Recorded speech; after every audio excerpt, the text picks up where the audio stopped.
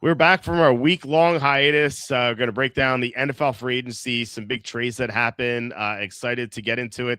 Before we do, please hit like, subscribe, comment below, share this video. Visit walterfootball.com for tons of NFL content, and visit the link in the description for the merch store. As always, wearing something for the merch store. It is our March is Greed Month t-shirt. It is March, so make sure you support Greed whenever you can. You could do that at the merch store here. 15% off sale right now. We have all these t-shirts. Actually, sign up to save 25% apparently on this pop-up that we have here. You can get shirts in any color. You could change it to hoodie, infant onesie, women's tank top, and long sleeve t-shirt if you're daring enough. We have our aprons. We have playing cards, mouse pads, coffee mugs. We have baseball caps, so much more. 50% off sale, just like I said. You go to Amazon, buy my books. The most recent one is Jerks of the College Years, where I made fun of all these glorious people on the book cover. And then my first book was The Safety and a Field Goal, which is a top 5 topic book about the NFL. And please consider super chats, super stickers. That would be the best way to support the show. I say it all the time, and it's true. YouTube ads pay nothing in Q1. We are below the poverty line here. So if you guys really want to help us out, keep the show going, that is the best way to do it. All right, we're joined by Andy Iskoe from thelogicalapproach.com. Andy, how are you? How's your past week? I am fine. The past week was fine. I'm, sort of easing out of football season as far as having things to bet on, because I really don't do a lot of futures until we get almost to really when the schedule is released, and we have, we know what the draft has been like. We know what 95% of free agency looks like at that point, and we know we already know the teams that are going to be on each team's schedule, but we don't know the sequencing, and that's so vital as far as handicapping goes when you talk about how many consecutive road or home games, division games, etc., soft spots, weak spots, etc. So usually around as we get towards Memorial Day, and usually the schedule is announced about 2 weeks before Memorial Day weekend, and that's when. Now I know that we did a couple of shows already on our our earliest possible preview of season win totals, but the real serious stuff gets done once the schedules to where teams play or when teams play other teams, is known. Yeah, I mean, unless someone has a really, really, really strong opinion one way or the other, and they have an idea that they're going to be on the side that's going to draw the money, and they may want to get in now at the best possible price. That doesn't eliminate the possibility of injuries and things like that, but if you feel inherently that certain teams are going to be much better than expected, for example, if you thought the New England Patriots were going to have not necessarily the season that they were going to have, that they ended up having, but let's say you thought, yeah, this team's the way with Vrabel and all the new faces and the experience of Drake May, etc., that this team has an opportunity to be a playoff team, you might have been able to play them over something like 7.5 or 8 wins if you did it last March.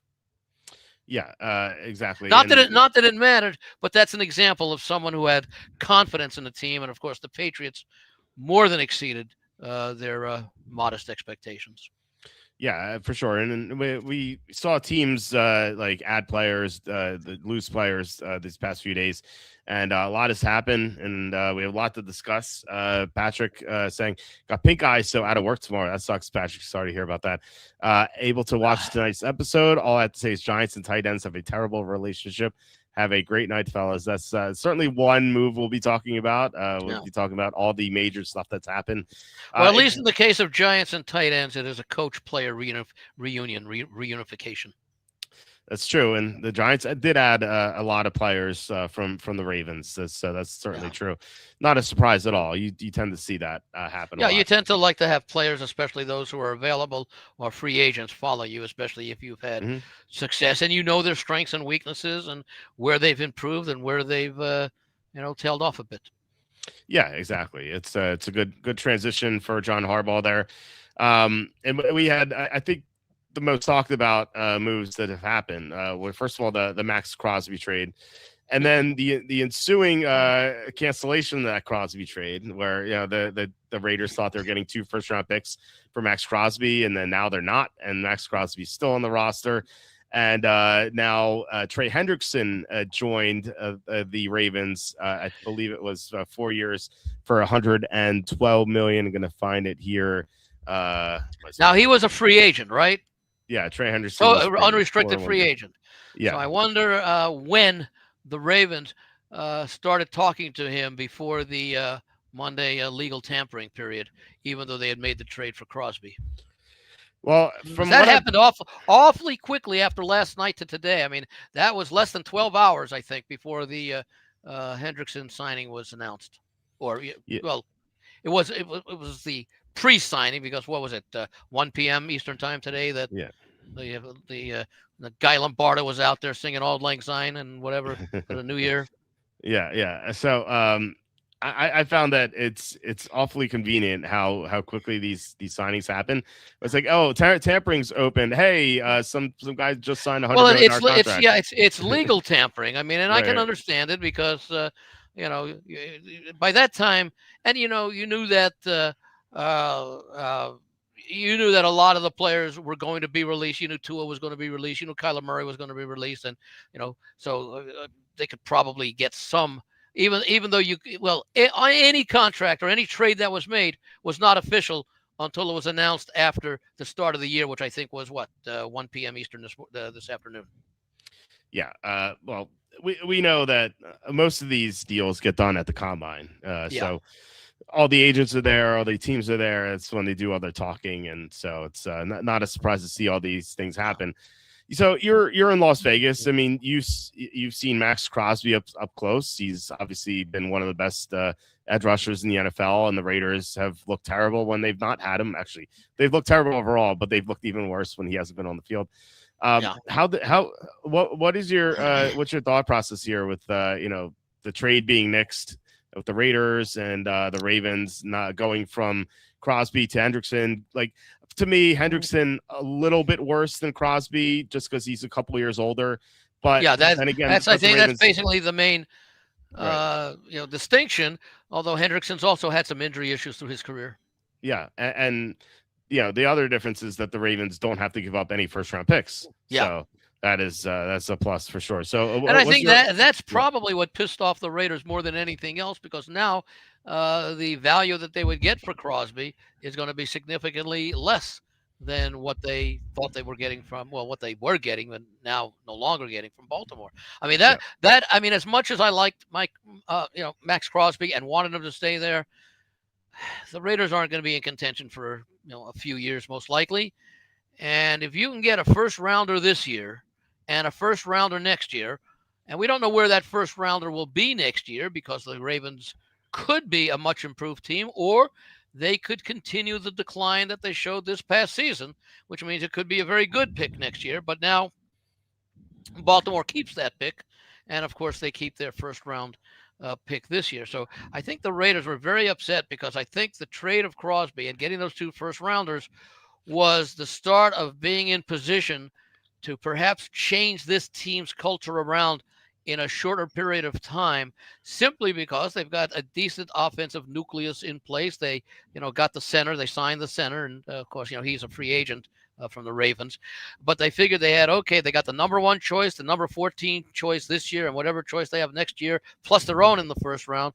That maybe if they've got someone in charge, and I don't mean Brady, I mean Spytek, who knows what he's doing as a general manager, they could get some very good picks, and they could turn this program around in a shorter period than most teams who have to, who don't number one don't have all the cap money to spend that the Raiders have. What's it, 111 million? I think they started out with, and that most teams don't have that luxury, and they don't have enough of a nucleus. I mean, you got Genti at running back, you got Bowers the receiver, you've got Mendoza if he turns out to be okay. I mean, that's a nice starting point. And, as I mentioned, they've got now a proven center, and they're probably going to make some other adjustments to the offensive line. As far as what's going to happen with Max Crosby, I haven't heard anything yet, but I was away for a lot of the day as far as focusing on the college basketball.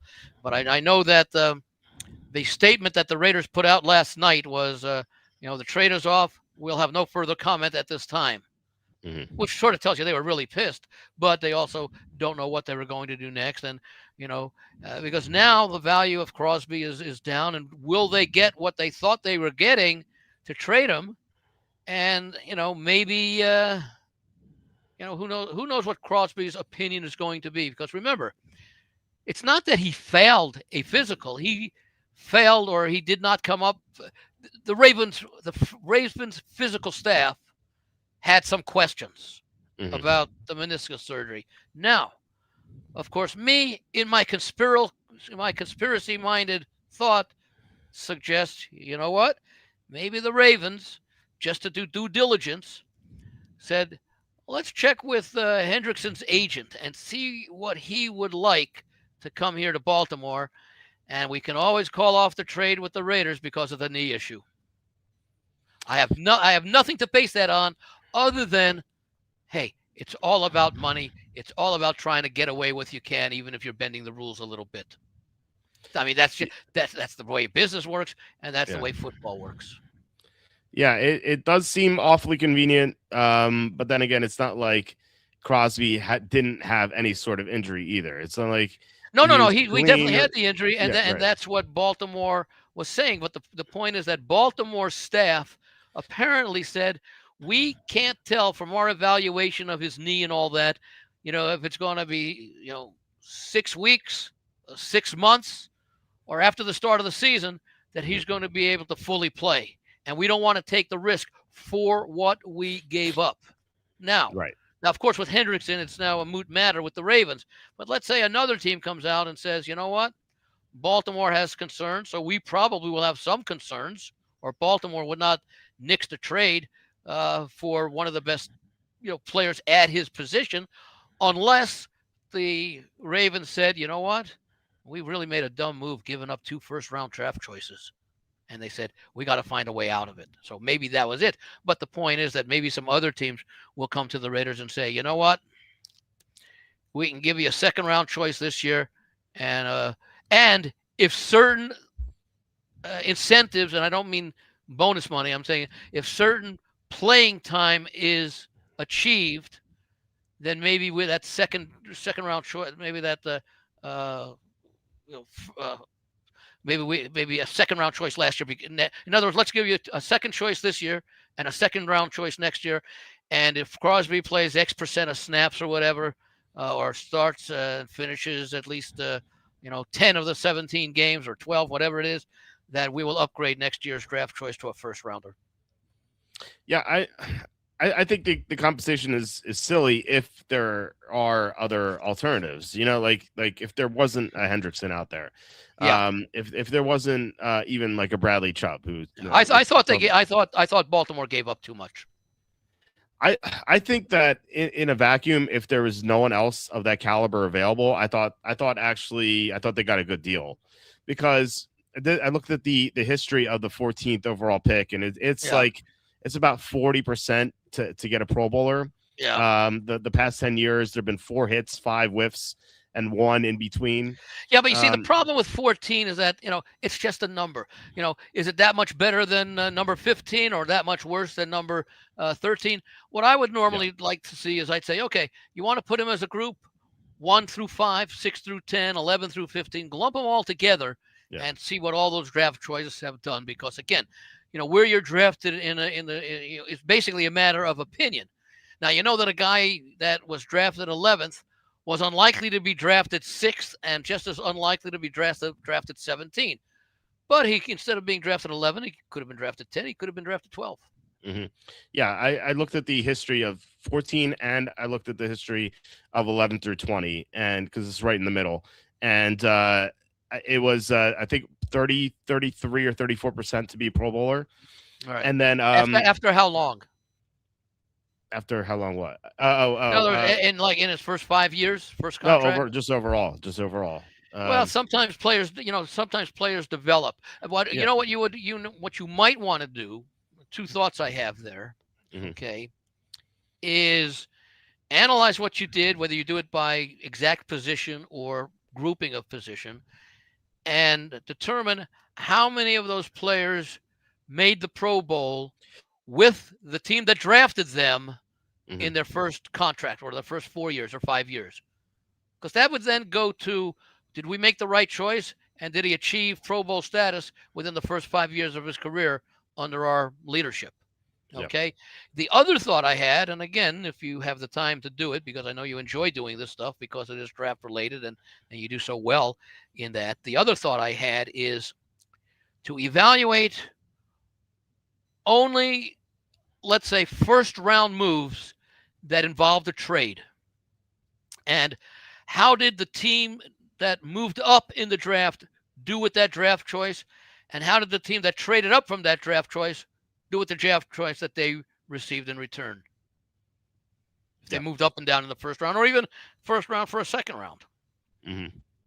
And that might actually be a way to evaluate um, general managers. Yeah. That's certainly true. Especially the ones who trade down. Because the ones who trade down say, you know what, we're getting a nice whatever it is for trading our number 3 draft choice, but we've got a guy in mind who we think is definitely going to last into the 12 through 15. So we'll trade down to number 13. Yeah. And if that guy turns out to be a Pro Bowler and the guy who was number 3 turns out to be C.J. Stroud after his first year, that guy who made the trade down looks pretty sharp, especially if we can, duplicate that or have a history of doing that. Right.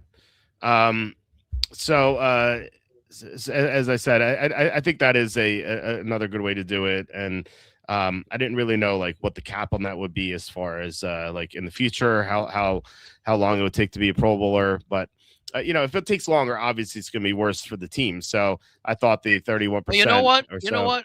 Artificial intelligence, if you can rely on it after several attempts, could probably tell you, how long did it take?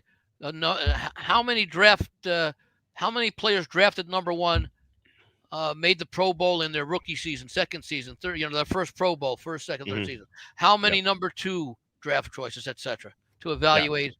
And again, that helps evaluate organizations and GMs, and in addition to the player. Yeah. Can't wait to hear what AI has to say about that. You're speaking to him. Are you doing that right now? I'm AI. Yeah, my initials. Of course, I could also stand for what I call AI more often than not, automated idiocy. Yes, I thought you were gonna go 2 other letters, BS.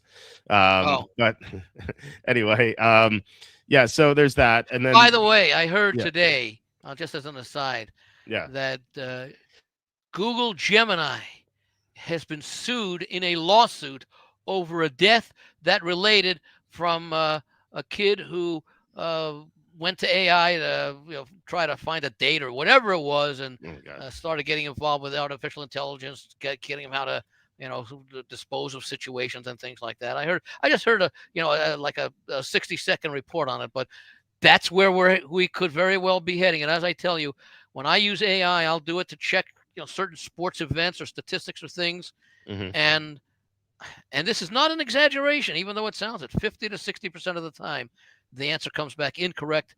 And I know the answer is incorrect, which is why I sometimes ask the question, because I want to just see how smart AI is for something that I absolutely know because I witnessed, or I, remember the event occurring, like The Catch by, Dwight Clark or something, and ask a question about it. And, the reliability of AI for factual or assistance guidance does not score very well with me. No, it's pretty poor. But it's something that will be improving, all the time. And supposedly, at least we think so. But in a decade or so, maybe we're having this discussion and like, oh wow, like AI is infallible at this point. I don't know. Yeah, maybe it came a long way in the 10 years. Yeah, or whatever, Yeah, exactly. 10 years ago, like GPT chat, and they are very good at taking a subject and summarizing it. If you want to do your report or something, or I want to draft a letter that gets noticed and does this as far as getting a job or something. Writing a resume by providing facts about your job history or something. They're probably very good at that. Yeah, but as far as okay, how do I cure a hernia, or what's the best thing to do if I get the measles? I don't know that I would necessarily rely on that advice. It was good for my colonoscopy. I'll say that. It's like, wait, can I eat this? It said, no, you can't eat this because blah blah blah blah. I'm like, Yeah. oh, okay. So that's useful. But If you can believe, if indeed it's truth. yeah. Now and by the way, AI does come with a lot of disclaimers. Mhm. Like I'm That's not true. here to offer medical advice, but there are medical sources that state A, B, or C. Yeah, that's true. Um, yeah, so it'll get better and stuff. So with the going back to subject on hand, the other pick, Draft, yeah. which I would assume is going to be much higher than 14. Obviously, don't know what's going to happen, but the Ravens went to minus 950 on the odds, which From means what? they were from a minus 1200 after the Crosby trade. This is So what to win their division. no, for the Super Bowl. Well, you said minus Oh, nine. You mean so plus sorry, 950. plus 950, plus 950, Okay. not minus 950. Oh, so yeah, so Yeah, their yeah, odds went down. In other words, it was yeah. viewed. This is before. This is after the trade was announced. Before it was nixed. Yes, and I assume So it's over the still the weekend. same. Yeah. Over the weekend, yeah. I assume it's still the same. I didn't check, but Well, no, the it's 11 to Hendrickson 1. train the Hendrickson signing happened so early this morning, Mm-hmm. and the announcement of the reversal or the negating of the Crosby trade announced late last night that a lot of sports books probably didn't have the time to put up adjusted odds on the Ravens from the minus 950 to reflect the Mm-hmm. cancellation of the trade before the Hendrickson signing came in this morning. As I say, it was probably 12, 15 hours. But you know what? I'm also thinking, and again, this might also be part of the Ravens thinking that they gave away too much, is that, because now they have those first round draft choices back, is maybe the Ravens are looking at it that this could be the start of a gradual decline, what we saw last year. And we no longer have our 18, 19-year coach, John Harbaugh, who was so excellent throughout most of those 17 or 18 years, whatever it was. And now we're almost in a situation. How many more years does Derrick Henry have? What, 2 to 4 maybe?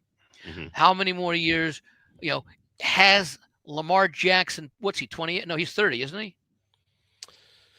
Yeah, he's around there. I mean, he was a Yeah. rookie in 2018, so he's So it's 8 years later, so he's probably 29 or 30. He just turned 29.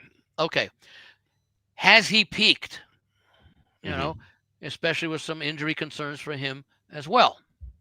And the good news is you could take a look at Patrick Mahomes, because the word apparently is he could probably play tomorrow.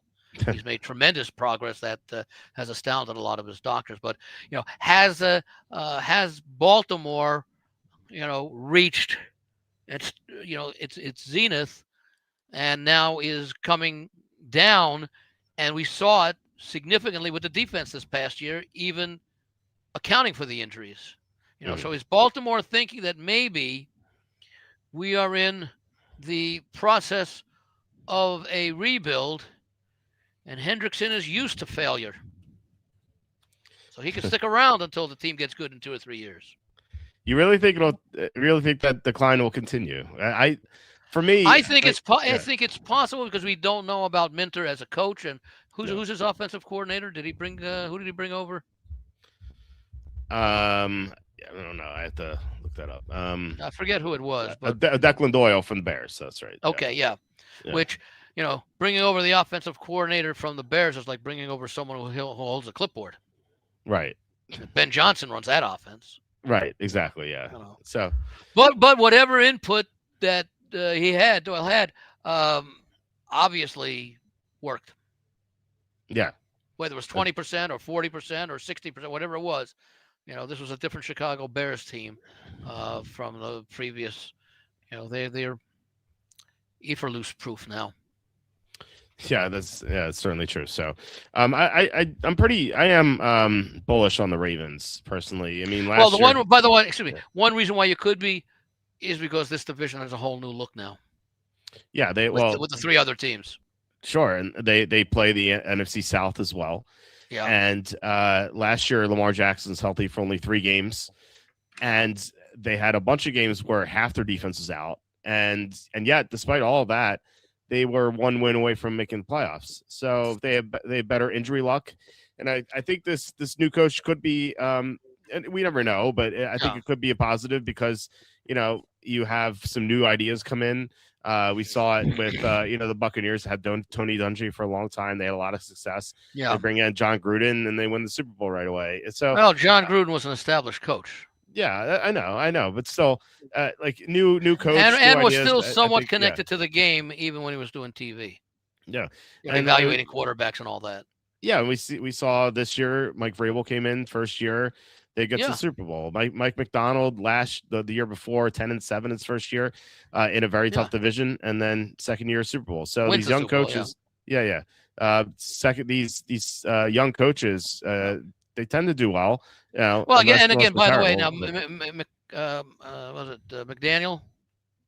Yeah, Seattle. McDonald. McDonald. I'm sorry. This was his first head coaching experience. Vrabel already had success as a head coach. Yeah. No, but to your point, we really don't know. I mean, you take a look at Ben Johnson, what he did with the Bears, complete turnaround over the last couple from the last couple of seasons, and he got his team playoff win. So it's in his first year. So there are examples of both, but we still don't know. And we don't know the extent of what the Ravens are. How's losing their center going to affect them next year? Right. Yeah, they do some questions. Obviously, you mentioned Linderbaum. I thought that was a great move by the Raiders because they're they're going to take Mendoza, and you want him to have especially as a rookie as he's learning the league.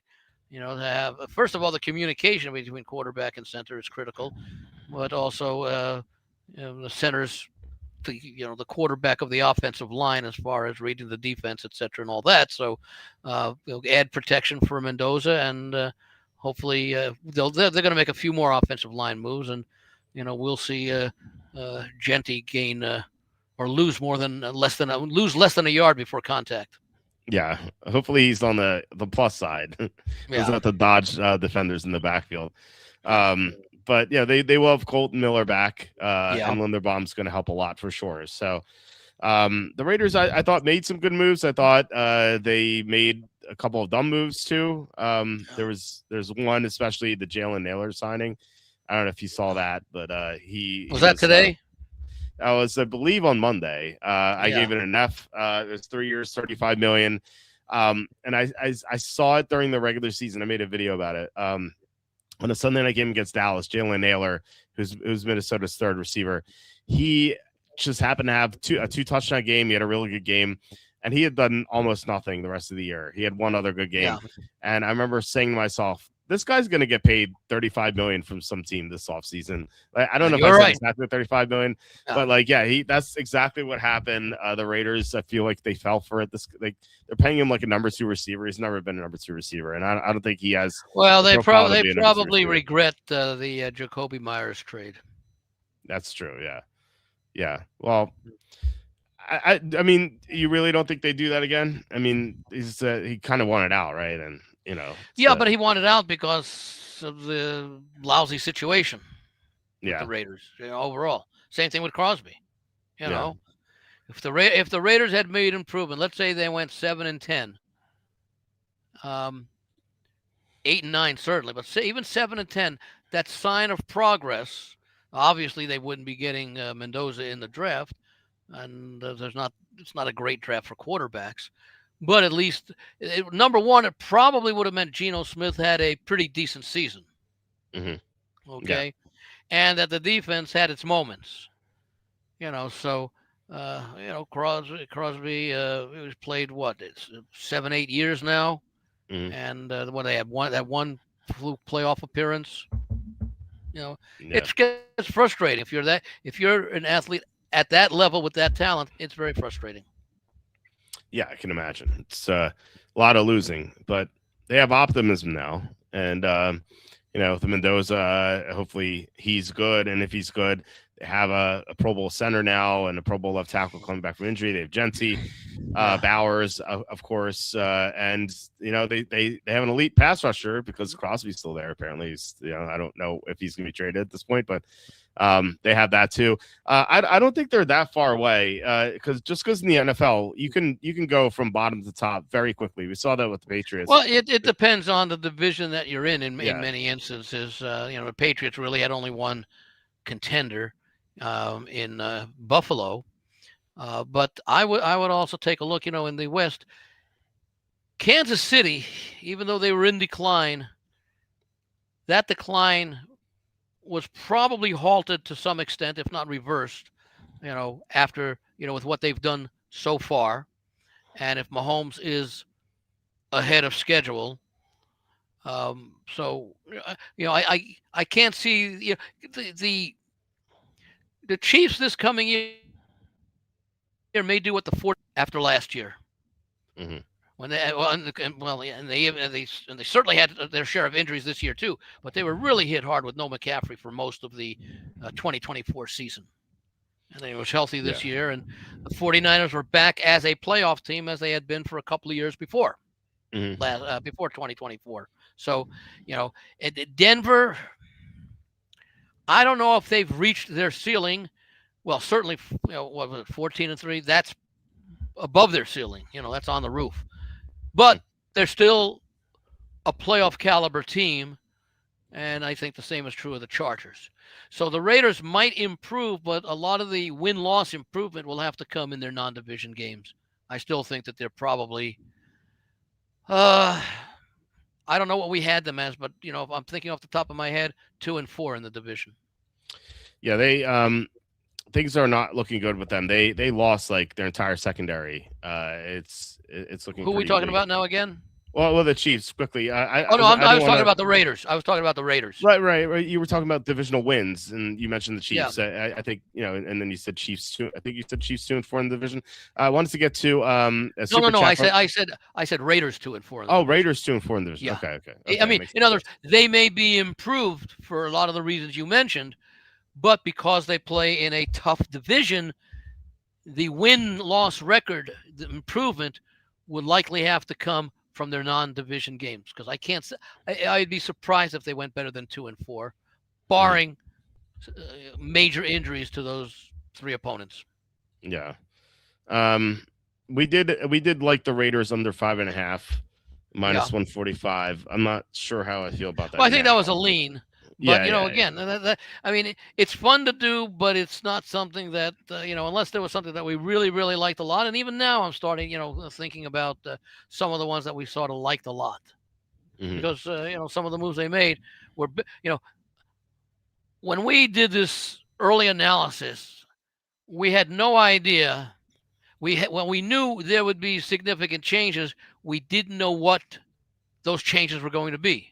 Mm-hmm. Because the changes clearly could affect what our early opinion would be.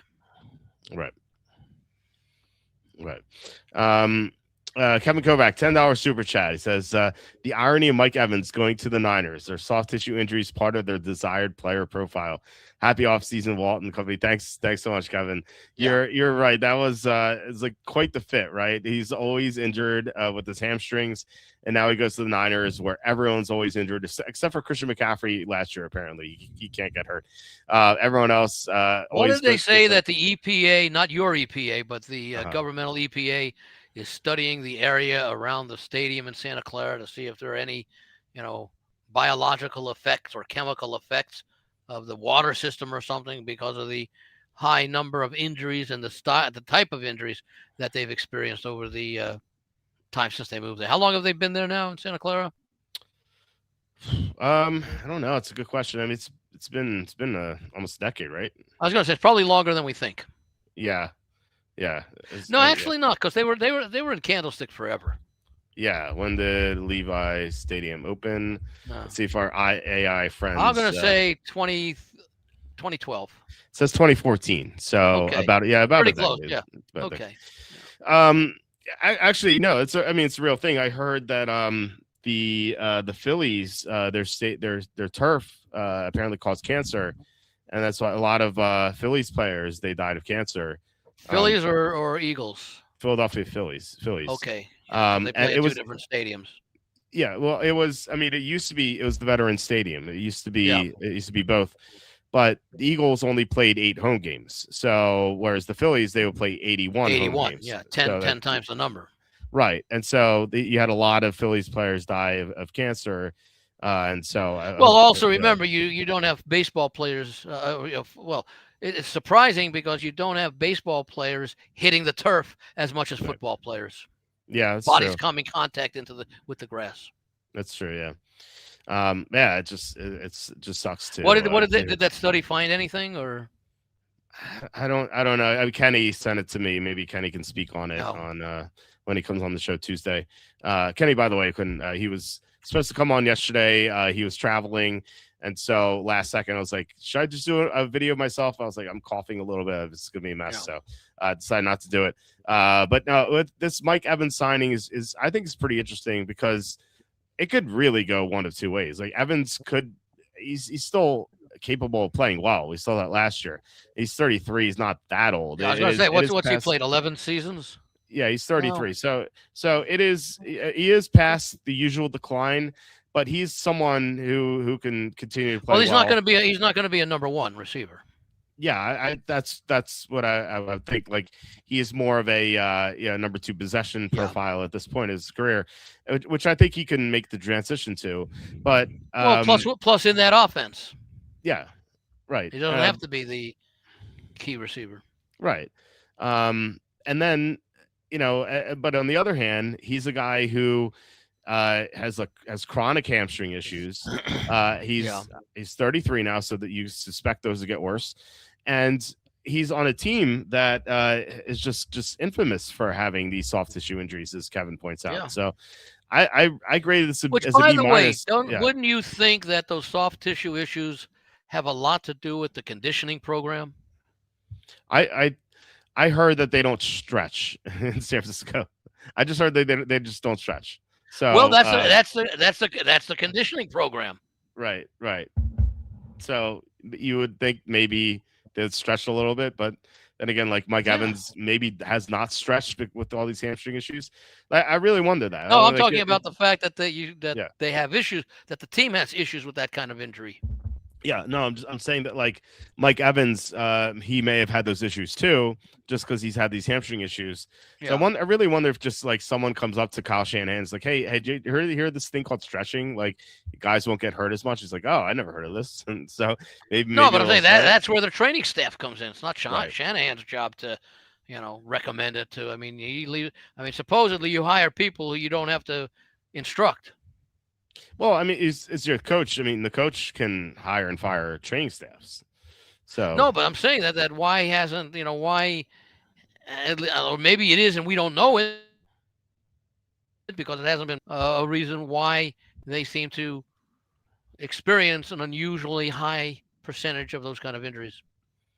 I don't know. Maybe they just don't know about stretching or how good it is. Oh, they probably know about stretching from their, Pop Warner days. The players. Well, look, I mean, they know what it is. I'm just saying that like they don't know what the benefits of it. I once had someone come up to me and say, stretching does nothing. And I'm like, are you kidding me? Because like I used to swim competitively, and like if I didn't stretch, I always got hurt. Like it would always be that way. We all know it's a nearby electrical substation causing this. Yeah. That's it. It's certainly something. That's the talking point anyway. Right. It's something because it's always an issue. So, like I said, this could either go one way. Like Evans could be great for them, and they go back to the playoffs, and maybe they make a deep run. They made another move today too, which we'll talk about later.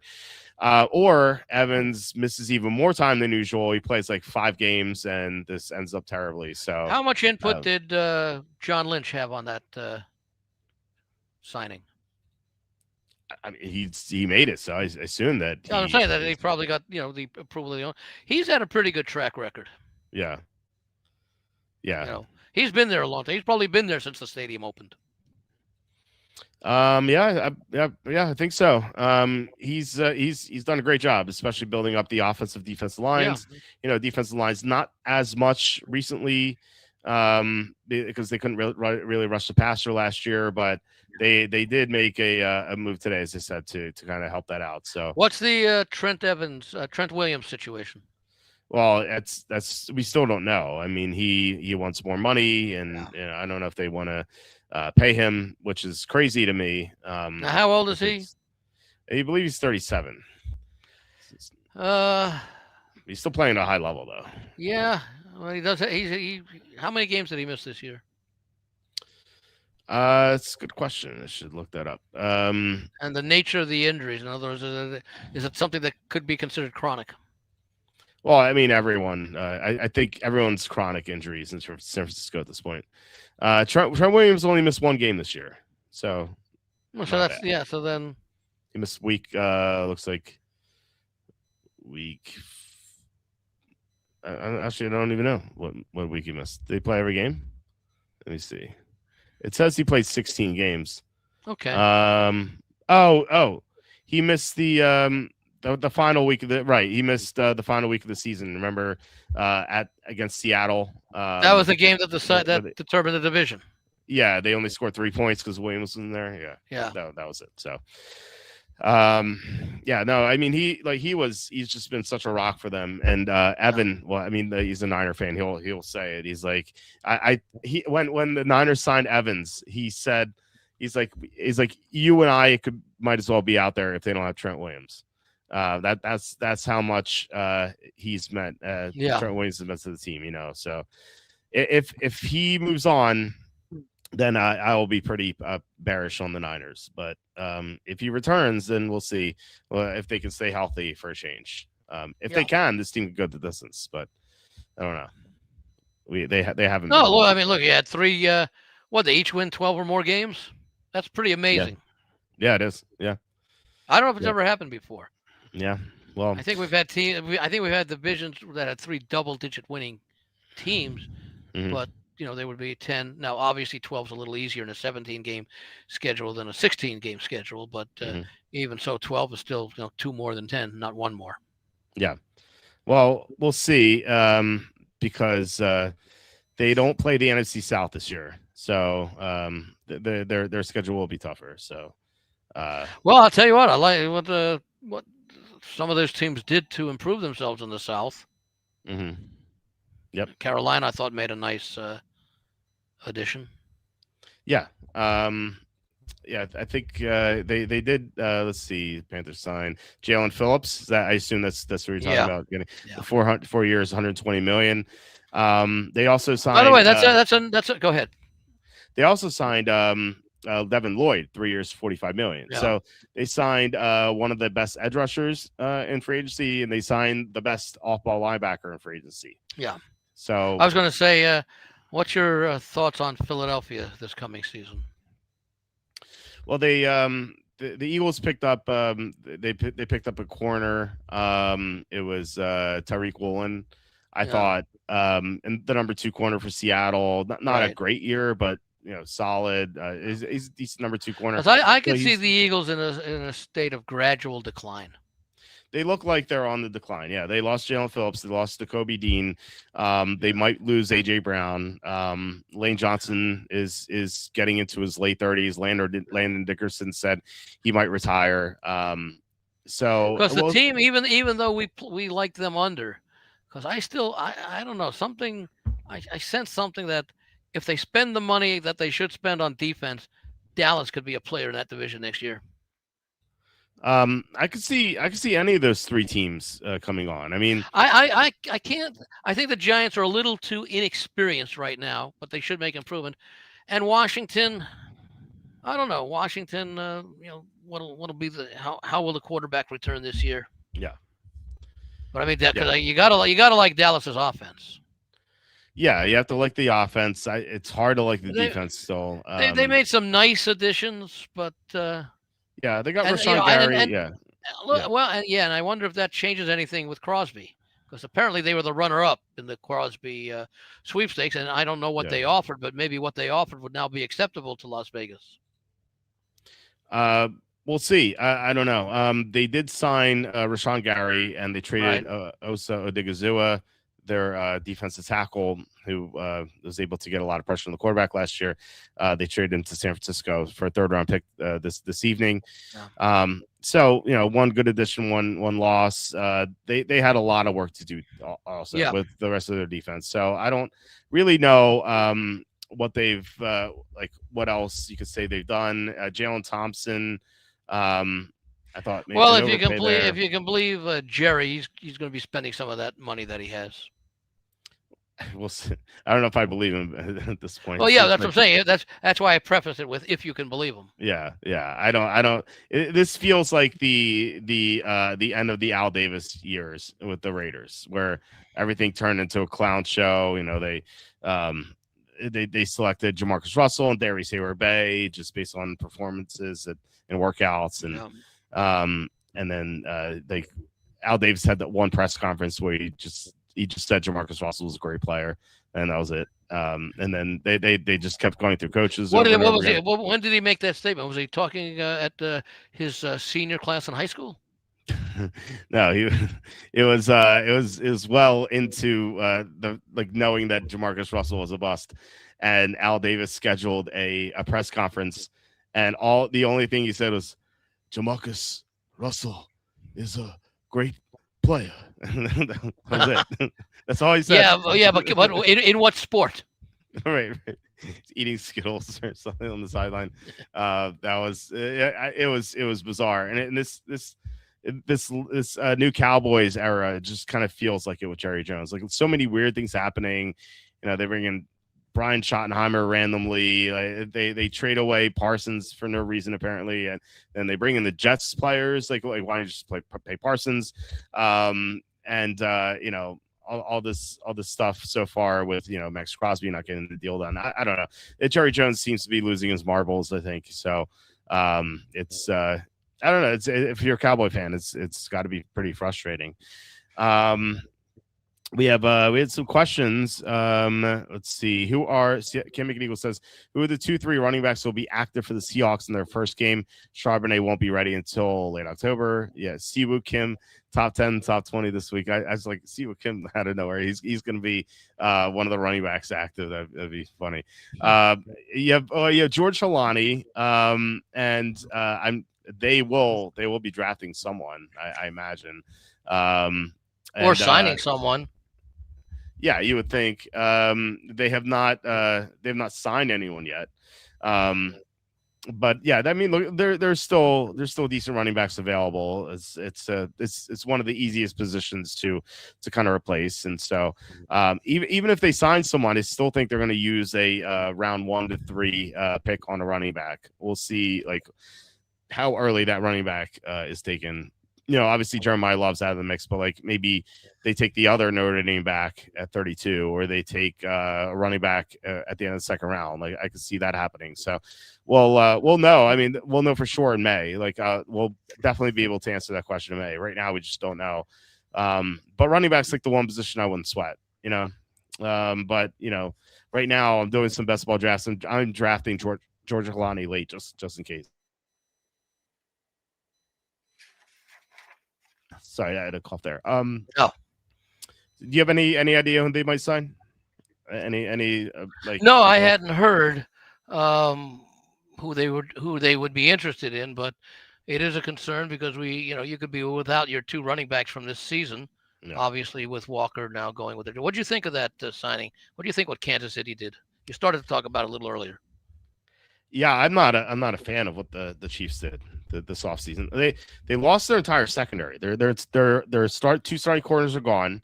Their top safety's gone. One of the top linebackers is gone.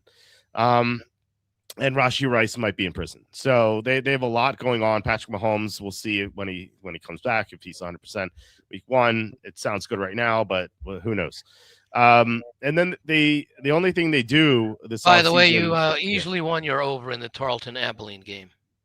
Yeah, some other overs did not hit, unfortunately. 162 total points. 98 in the second half. Yeah, it was pretty crazy.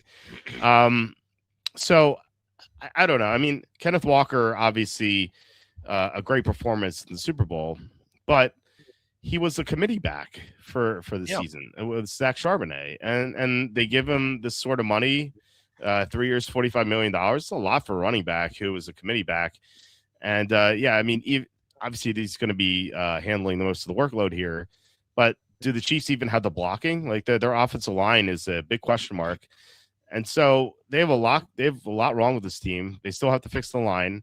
They have to have a new secondary. They have to add players in the front seven.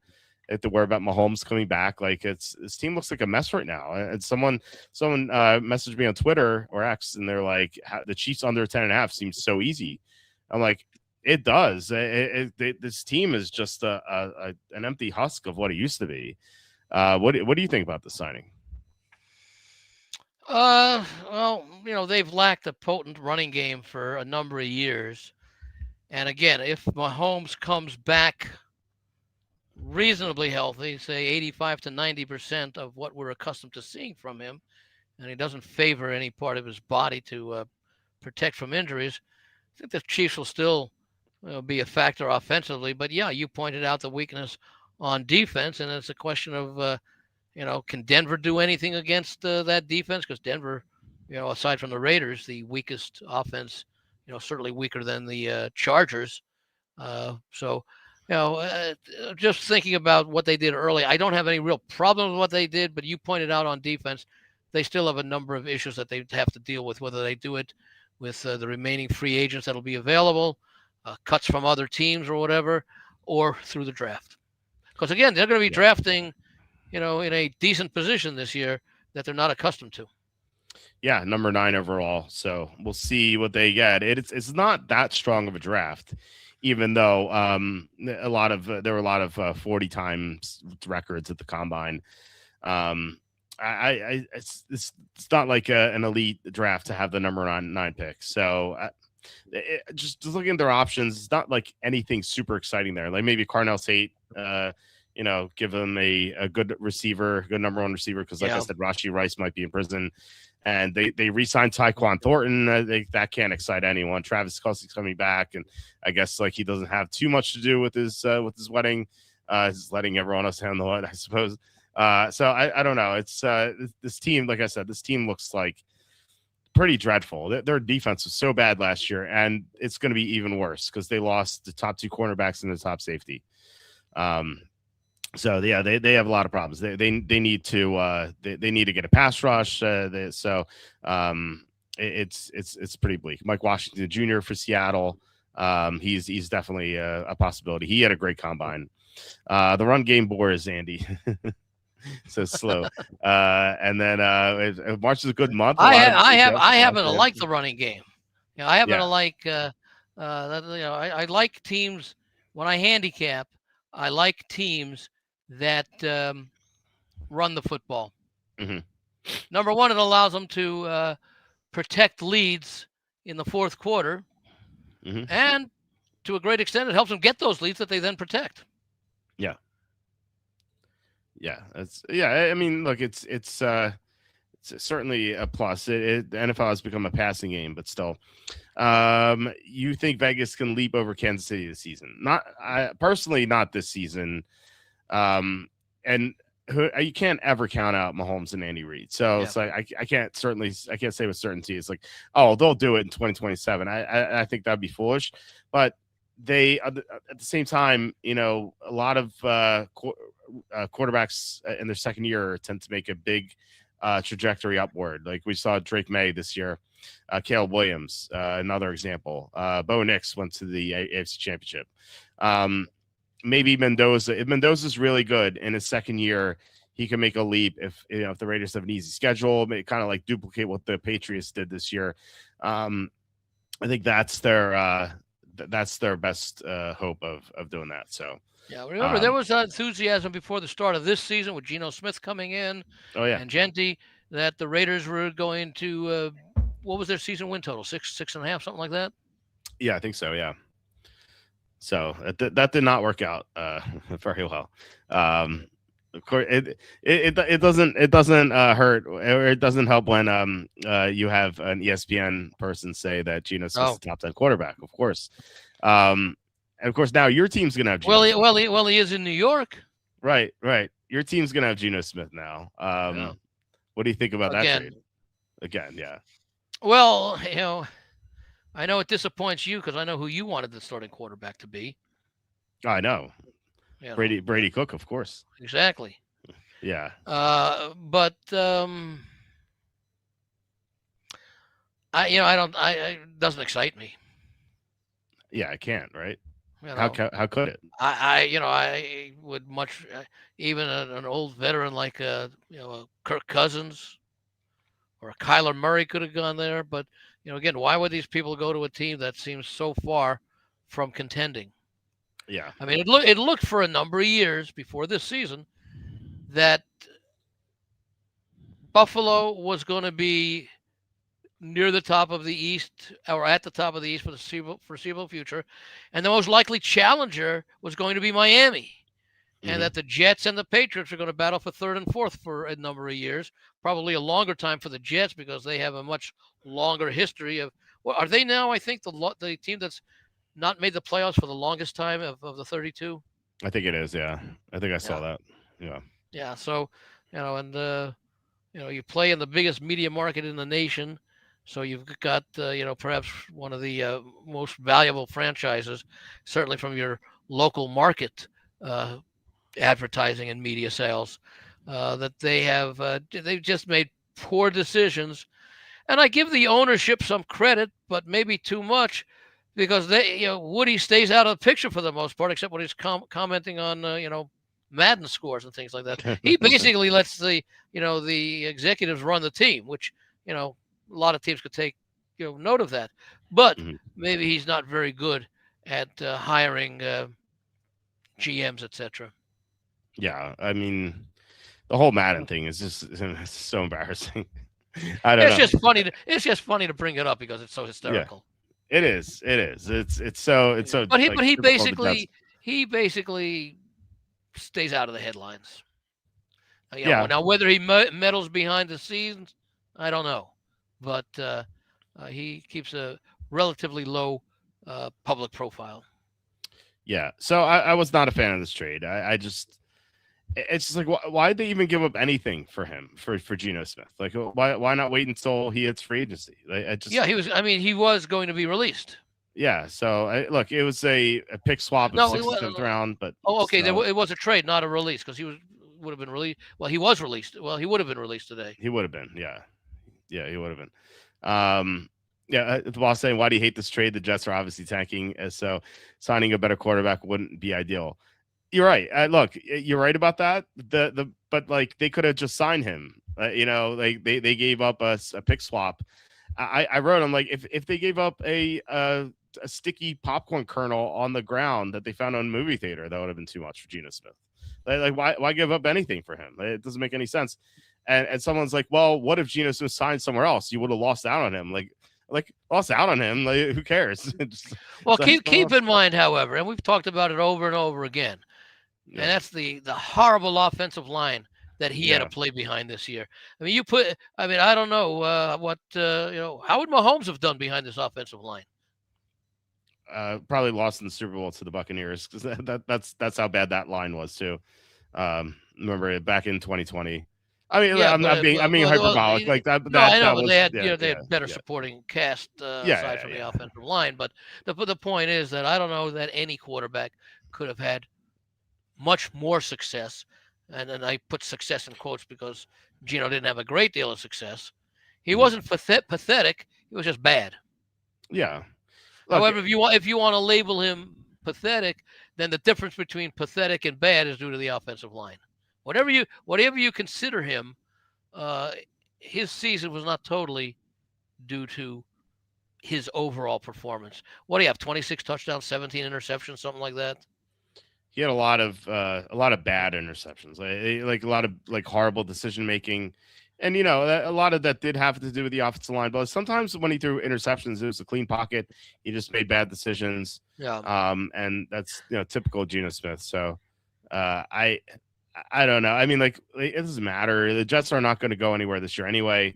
Like, so why trade anything for him? I mean, he I was almost a two-time Super Bowl winning quarterback. almost. Pete Carroll, Okay, yeah, right. Marshawn Uh, Lynch. yeah. That's true. And would that have been was that back to back or would that have been a 2 and 3 years? It was almost back. It was almost back to back. It was Yeah, that's what I thought. 2013. Yeah. So, well, I don't know. With Gina, someone asked me what would you do if you were the Jets right now. I said, I'd Petition for membership in the Mountain West. Yeah.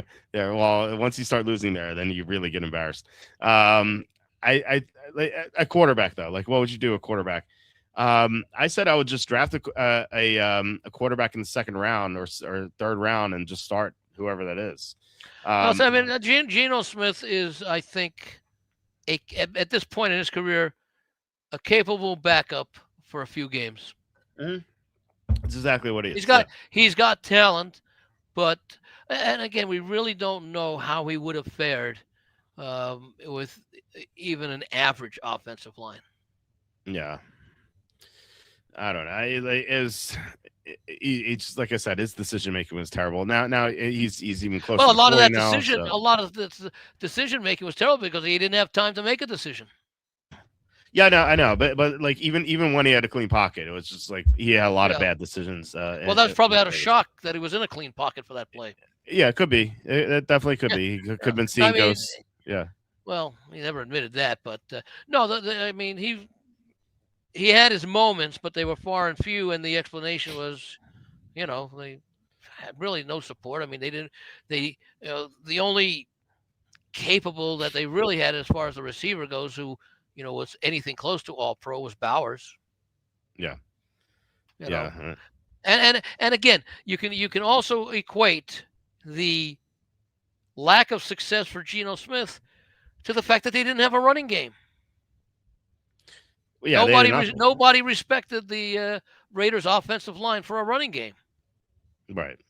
It makes it a lot difficult when you force a quarterback to be one-dimensional, or you force an offense to be one-dimensional. Right. No, I mean Geno will be better this year than he was last year with the Raiders. No, I don't think there's any question about that. But at the same time, it's like, what are we doing? Like, why even give up anything for him? I just don't see the point. Well, see, I think that was the mistake, because if they had waited a few hours, because I assumed that the trade was made before the release. Was that yesterday, Tuesday? Yeah. When it was? Yeah, it's Tuesday. Yep. Yeah. I don't know what the Jets' hurry was, because how many? I mean, I don't know. Has Kyler Murray signed with Minnesota yet? No. In fact, with Murray, there's going to be a Zoom call with him with like 5 teams tomorrow, apparently. So okay, they get to talk about. Are the Jets one of them? I don't know. I don't know if the team. Well, maybe not now. I guess my point is, why were the Jets so desperate to? I mean, if there are, if there's a Kyler Murray out there, a Kirk Cousins out there, a couple of who did? The Buffalo Bills now have 2 Allen quarterbacks. Oh yeah, yeah. Stuff about that. Yeah. Yeah, maybe they wanted the team like pamphlets printed, the team programs, and like we need to know. I wonder how Mitch Trubisky feels that he could win the backup job from. He couldn't win the backup job from Allen, not Josh. Yeah. No, not anymore. Yeah. So even Trubisky, who I mean, now again, he wouldn't be doing much behind the Jets, but I mean, he does have some experience, not the greatest experience, but again, he played for a losing organization for many years with Chicago. Yeah. Do you like the Vikings at 60-1 with Kyler Murray? I do not. I don't like Kyler Murray. I don't know if he's better than McCarthy, honestly. Well, yeah, I mean, that's the concern. Jacoby Brissett was better than Kyler Murray last year. Yeah. But he's going to a team that he's playing. Kyler Murray, if he goes to the Vikings, playing with a team under much better defense than he had supporting the offense No. in Arizona. Oh yeah, no doubt. You I know, mean, it's I like yeah, this Minnesota team at every position, virtually every position except quarterback. yeah. I can't trust Murray. I've seen enough And bad I guess Murray. what's the deal with Kirk Cousins that I think he thinks he should be able to make more than the minimum or something because he's getting paid by Atlanta or something, so he'd get a minimum quarterback. Yeah, I guess he's trying to get paid by two teams. Apparently, I don't know.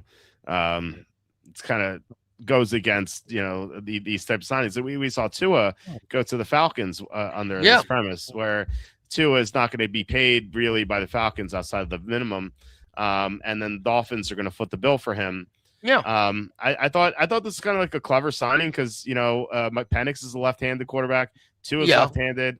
So if one goes down, they have to like flip things around. I know that's yeah, actually like a real thing the teams stress about with yeah. left-handed No, no, quarterbacks. I like that. I like that signing a lot for that reason, because there's a lot of things to like about the Falcons roster. Yeah, yeah, they seem to be on the up and up for sure. I'm sure they weren't happy that the Panthers signed those two really talented players.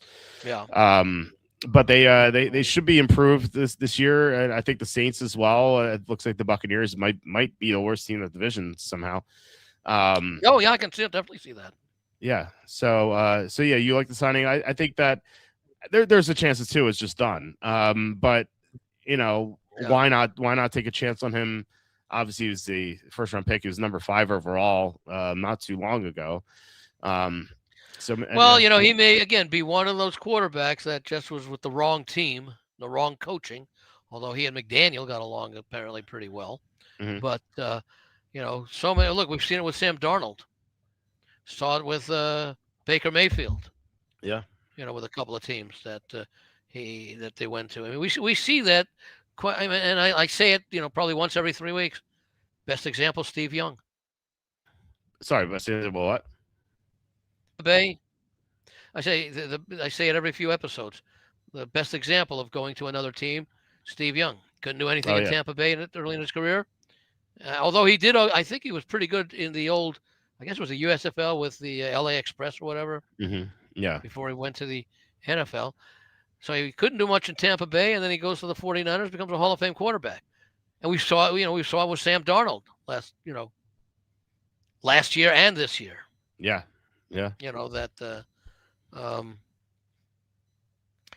That a change of scenery. They say a change of scenery is often good, but because you get a new start. But I think it's also related to maybe you just get better coaching.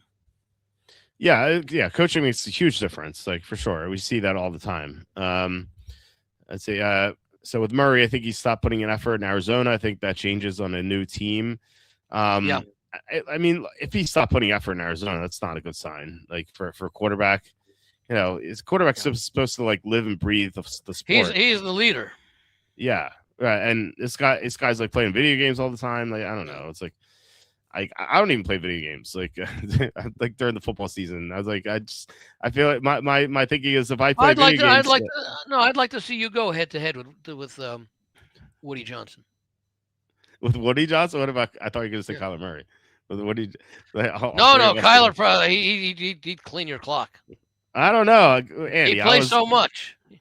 I was the former, or maybe still was. That's it. You're not playing as much now. I was the record holder of Choco Island 1 and Super Mario Kart, world record holder. Unverified, unfortunately. But no, but that's past tense. I know. Right now, I think Kyler would probably beat you, given how much time he did not dedicate to improving his craft as a quarterback. Woody Johnson, I think, would be more. Woody Johnson. That's sad. That's sad. To go get Woody Johnson. I don't know. In my prime, I think I could beat Murray. Not so much now.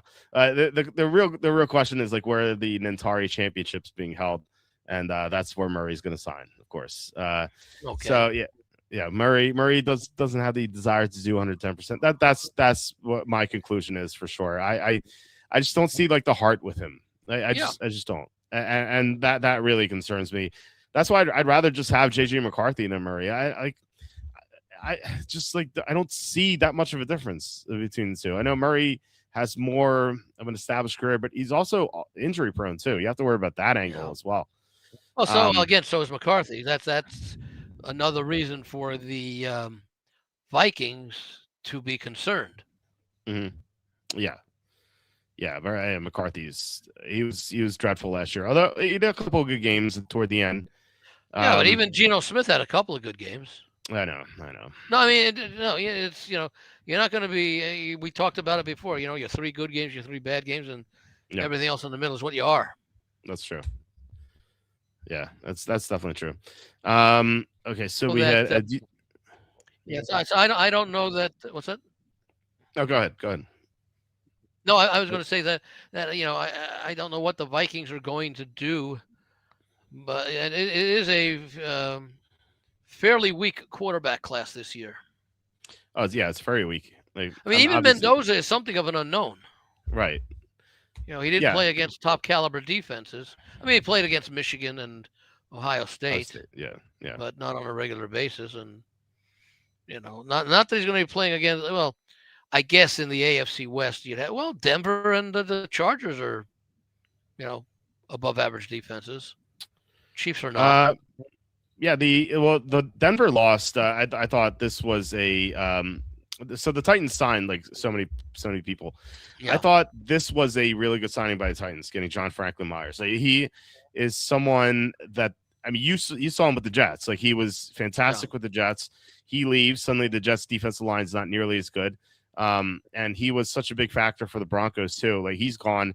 I think Denver's defense will fall off a little bit with him gone. And I think Tennessee will stand to benefit. Now, Tennessee had a lot of work to do, and they made, like I said, they made a lot of signings. But I thought I like a lot of what Tennessee did. You like a lot? Well, yeah, more. I'd give them a. What would you give them? A B grade? Let's look at what they did. Considering where they were, which is basically the bottom, and the issues that they addressed. Okay, so Franklin Myers, I thought was a great signing. Jordan Elliott, 2 years, $8.5 million, solid move. He can get after the quarterback. Cordell Volson, 1 year as a guard, just below average player.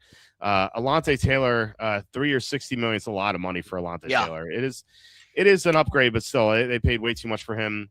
Cordell Flott, another cornerback, 3 years, $45 million. I thought this was the better of the 2 cornerback signings.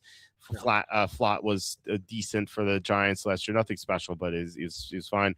Franklin Myers talked about. Wan'Dale Robinson, 4 years, $78 million. I thought a lot of money for Wan'Dale Robinson. Yeah, that seemed to be a lot. I mean, he's a good receiver, but not $19 million a year player. Yeah, this is almost receiver 1 territory for money. Not quite, but he's not like almost a receiver 1.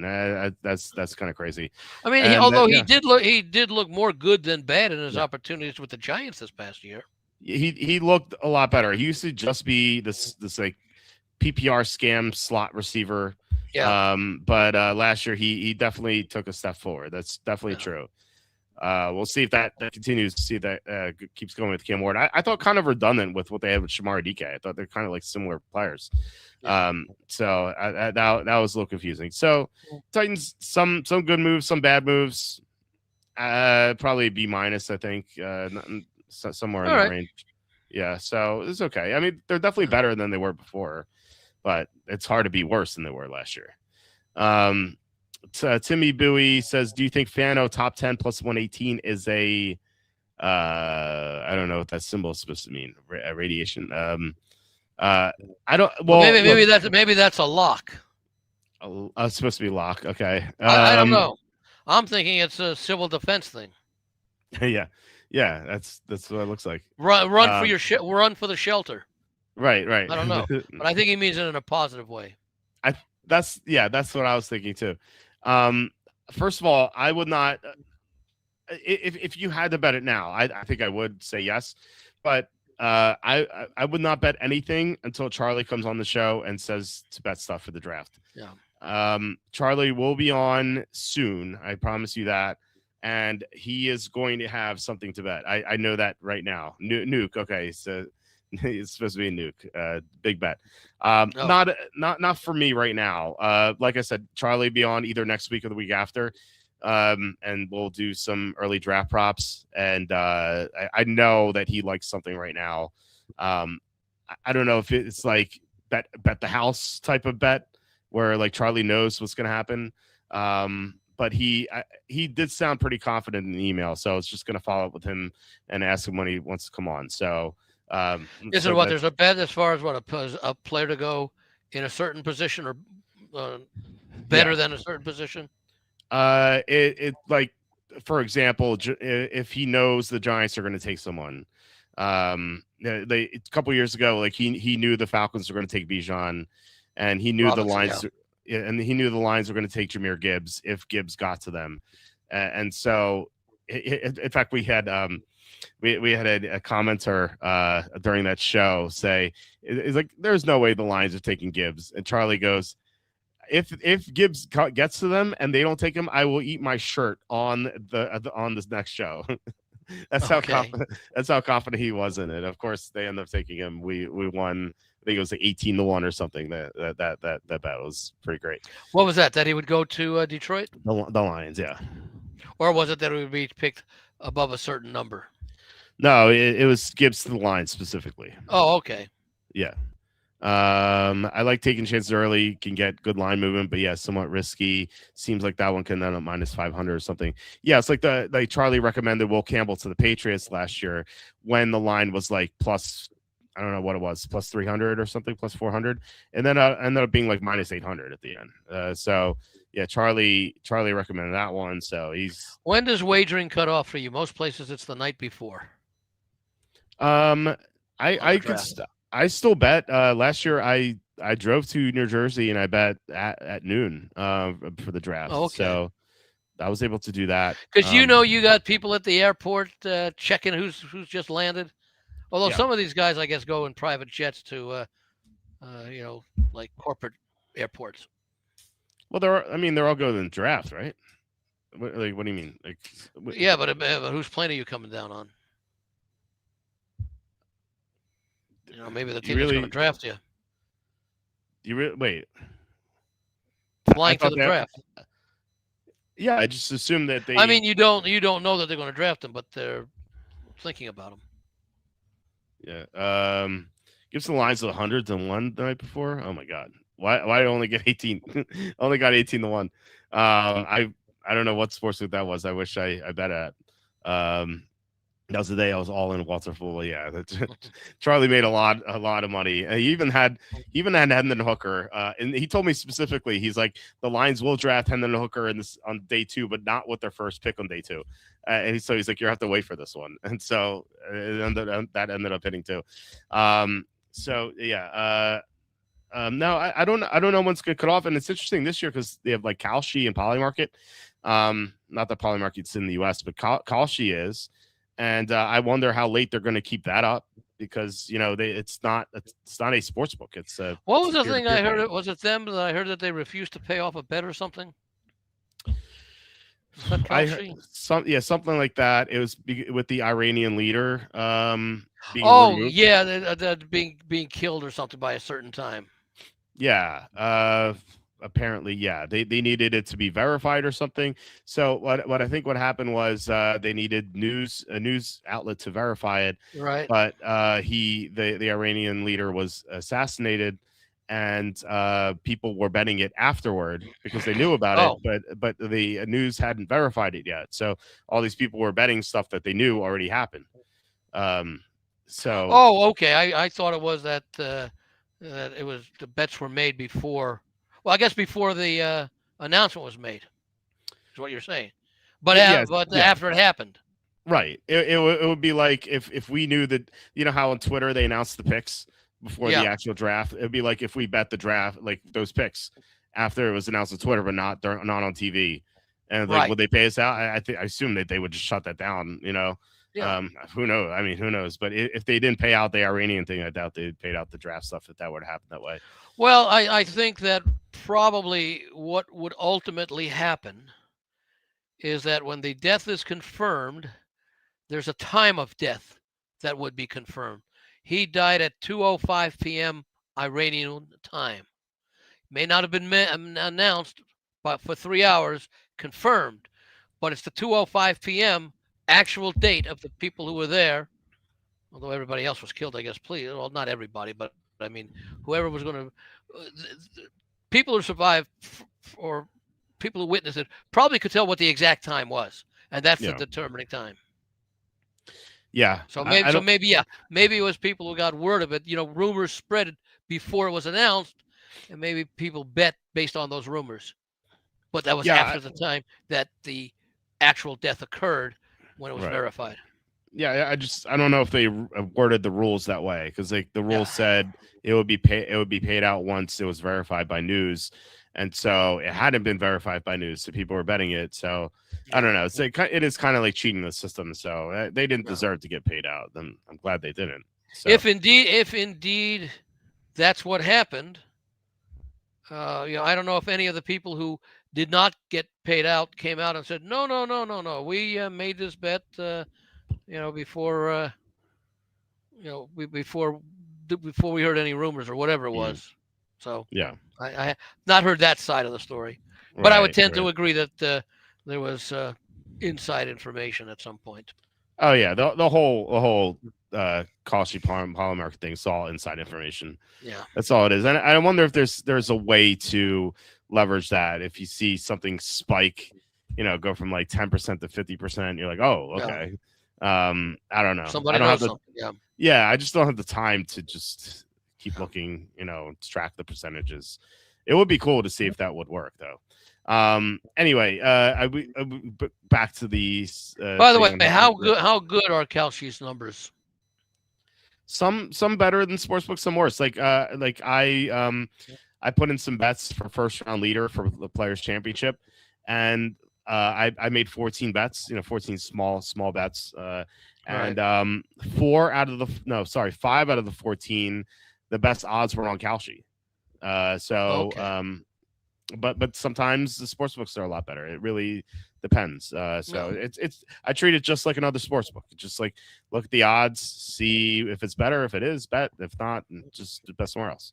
So you could definitely do that. But there is some unique stuff on Cauchy too. So I'm looking forward to the season next year and the draft. It'd be nice to have an alternative where I can bet on the draft and not have to drive to New Jersey, which is going to be nice. Can't wait for that. Yes. Well, especially with the price of gas. Oh yeah, it's not a far drive. It's like it takes me about 25 minutes or so. But if there's a war still going on a year, or even this year for when you do your draft, if gas is $13 a gallon. Yeah, I know. I wonder if Cauchy is taking odds on what will the price of a gallon of gas be on April Fool's Day. Do you know anything to do with gas prices? Let's see. Yeah. U.S. gas prices. Let's just search. Let's see. Prices next week. Gas prices U.S. this month. Do we get anything later? And what is it? And what is it based on as far as how will you determine what the price is? I don't know. How high will gas prices get? Oh wait, 2024. What? It's just an old thing. Since gas day, the gas price this week, this month, I guess. I mean, April Fool's is this month. So it says above 4 is 68%. Above 410, you can ladder it, as Evan and I would say, or mostly Evan. So yeah, I don't know. It looks like the consensus is about above 410. So yeah, so about 100 gets. Yeah, but now is that? I assume that is the. Well, there's so many questions. Is it regular? Is it premium? No. Is it the credit card price or the cash price, which is usually lower? Mm-hmm. And is it a specific gas station, or is it what they say the U.S. average? Because you talk about the U.S. average. Who knows if those numbers are accurate? Yeah, it's according to the AAA. That's what they base it on. Outcome verified by AAA. Yeah, but even that, how do you verify Yeah, because I mean, look, there are places here in Vegas where there's a 20-cent difference and the stations are a quarter mile apart. Mhm. Yeah, I know. So how do Well, you? I mean, it's a national average, I guess. I don't know. It's hard to. I don't know. If there, I guess there's a database of all gas stations in the U.S. I don't know. I don't know how they do a national average. No. I guess I don't know. I don't know how to do it, but apparently they do. So, Yeah. we'll see. All right. So, we had a couple of other questions or something. Let me see. Mendoza will have a great investment portfolio given his income. Let's see. What should the Chiefs do? A quarterback Mahomes isn't ready to come back week one. Well, Chris Aludicon, I guess, is their only other option. They don't have any other quarterback on the roster. Gardner Minshew is gone, so he's with the Cardinals. Brady Cook. Brady Cook, yeah, trade for Brady Cook, yeah. I would love to see that. I think you yeah, could trade with the Jets, and you don't have to give up anything. The Jets will actually throw in a draft choice for you to take them. yeah, right. It's like, please take him. It kind of reminds me of this story I read when I was a kid. These two kidnappers kidnapped this boy, and this kid is just such a nuisance. He like makes Dennis the Menace look like an angel. Like he's so horrible. And they at first they contact the parents. They say, we want this amount of money, and the parents are like, no. so No. they actually lower the price. The parents are still like, no. And eventually at the end of the story, they're like, please, we'll pay you. Yeah, that's what they did. They're like, we'll pay Take you to take the oh, kid back. oh, And so the parents did it begrudgingly. oh, they That's what did it it. is. Okay. Yeah. That's kind of reminds me of. Sue says an hour in, we did not mention the Chargers signing legendary Alec Ingold.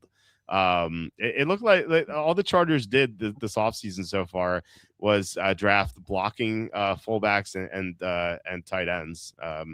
So let's. So of course they signed Alec Ingold as Yeah. Just noted. Trevor Penning re-signed with Charlie Kohler. So Charlie Kohler was the blocking tight end, 3 years, $24 million, and then Alec Ingold, 2 years, $7.5 million. Not a surprise, given that Mike McDaniel is the offensive coordinator there. So, I don't mind it. Like, we can joke about it. And of course, Ingold had more targets than Tyreek Hill and Jalen Waddle in Week 3 of 2024 when the Dolphins played the Seahawks. I'll never forget that. But these are pieces that McDaniel likes in his offense. They want to run the ball, and it's typical Chargers here. So I don't think you can be like that excited, but it's not. It's I think it's fine. I think it's fine what they've done. So Once again, the Chargers, their success or lack of success last year, although they still had a nice little run. Mm-hmm. It depends on health of the offensive line. Yeah, I mean, yeah, that's basically what it is. They need their tackles to stay healthy. You need Slater, and then you've got who was it took over for him to go back to his regular position? Joe Walt.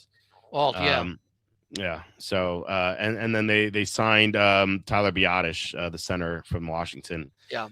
So I thought that was a good move. So we'll see. They still need a guard. Mekhi Becton is gone. So he was awful for them. Mr. Penalty. Yeah. What do you think about what the Colts did? They paid Alec Pierce 4 years, $116 million, and then that's a big number. It is, and then Daniel Jones got 2 years, $88 million earlier today. That's an even more ridiculous number. $44 million a year. It is. I thought it was a very tough grade because he was playing like an MVP in the first half of the season. Oh yeah.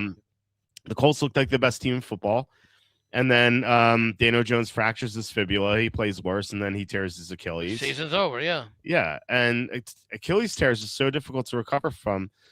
We saw a couple years ago, Aaron Rodgers and Kirk Cousins were awful after their Achilles tears. Yeah. Now they were older than Daniel Jones is now, but Daniel Jones relies much more on his running than absolutely. Rodgers. But right. Even so, that still seems like if you had told me he signed 4 years for $60 million, I would have said that makes a little more sense. Yeah. So, look, it's only 2 years. Is that a record though? $44 million a year for 2 years? I don't know. I don't know if that's right.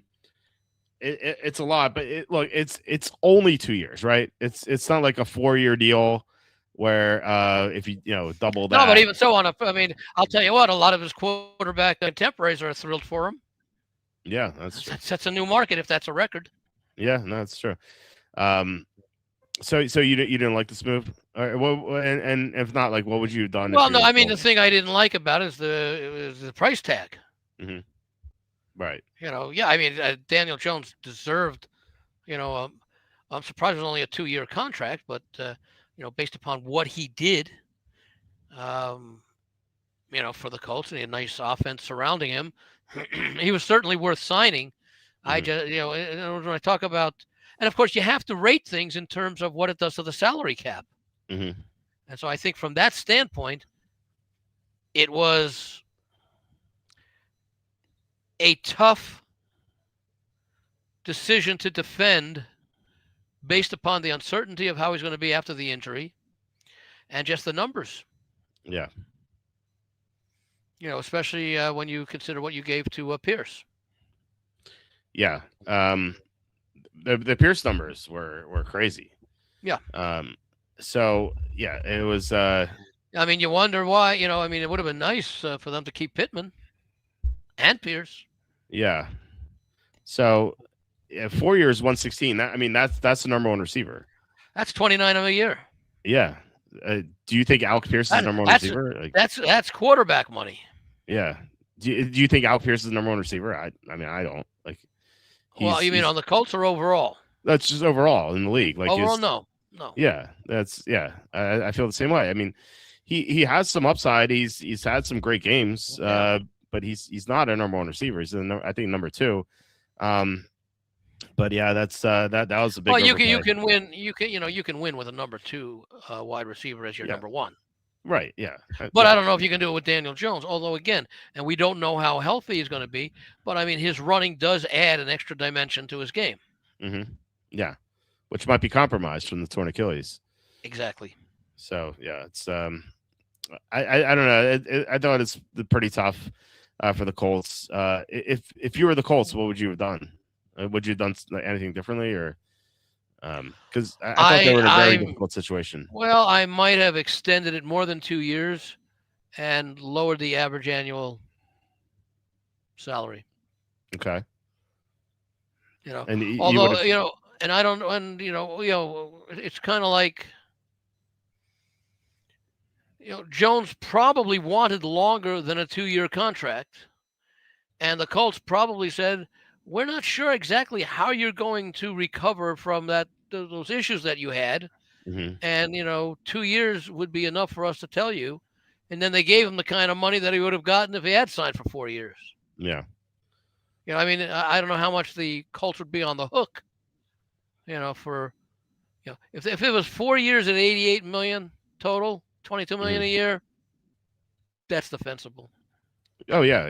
Yeah, that's okay. But 88 for 2 years, it's like, and maybe the Colts didn't want to make that kind of commitment, but they were okay. And what's their cap situation? The Colts. Well, as to quote before this craziness. To quote Kenny, the cap is fake, so it doesn't matter. The Colts situation with the cap is they have $50 million in cap space. They're number 4 in cap space right now. Okay, yeah. Redskins, Chargers, Ravens, Colts, and Titans. Yeah, which kind of like makes you wonder why they didn't give that $88 million over 4 years, because that would be what, half the cap hit. Yeah. Well, I mean, if they can eat it now, it's fine. And look, the way I see it is like if they have regrets, they can. It's only 2 years, so they can get out of it rather quickly. Yeah, but at what cost? Oh, yeah, I know. Well, that's I mean, the thing. Yeah. Well, I mean, after 2 years, the contract's done. So. No, but I'm saying that the cost. Well, okay, yeah, they can get out of it, but why didn't they spread out that $88 million anymore? Over 4 years.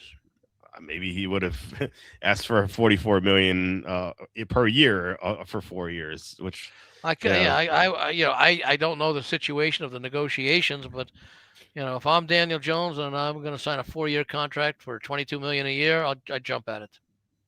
well, I'm just saying that like if he got 282 for 88, maybe he would have asked for 176 or No, but four. that's what I'm saying. That's why the Colts should have offered 4 years for a total of 88.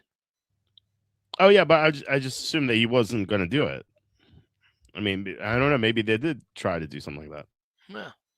Well, I mean, considering the injury that he's trying to recover from, Mm-hmm. and he wasn't exactly an elite quarterback when he did play. He was a good quarterback, and he had some Yeah. good weapons around him that helped him look like a good quarterback or helped him become a good quarterback. I just thought it was too much to pay for 2 years. Yeah, And I would I agree. understand the Colts' point of view for 2 years, and I could understand Joe. Maybe it's well, who are the big quarterbacks this offseason that were free agents? Well, we had Malik Willis, so I was going to bring up Right. next, who signed 3 years for 67.5 million, much more Which reasonable there. is yeah, which is what Jones would have gotten if it were a 4-year contract, 22 million roughly. But I mean, who were the outstanding? Who were the top 5 free agent quarterbacks coming into the offseason? Let's look. So we had Daniel Jones, Malik Willis, Kyler Murray, Aaron Rodgers, and Kirk Cousins. If you want a sixth, Carson Wentz. Okay, read those again. Those top 5. Daniel Jones, Malik Willis, Kyler Murray, Aaron Jones, Kirk Cousins, and I guess you can Who'd include you say? Who was the third one? You mean Aaron Rodgers? Yeah. It's Daniel Jones, Malik Willis, Kyler Murray, Aaron Rodgers, Kirk Cousins, and You if said you want Aaron to include, Jones. That's why I was wondering. sorry, Aaron Yeah, Rodgers, yeah. Kirk Cousins. Yeah. And if you want to include Geno Smith because he would have gotten cut eventually. Okay. So I don't know. I mean, who of those? What's the top quarterback contract right now? Who has that? Is that Dak? Or did somebody top him? I'm not sure.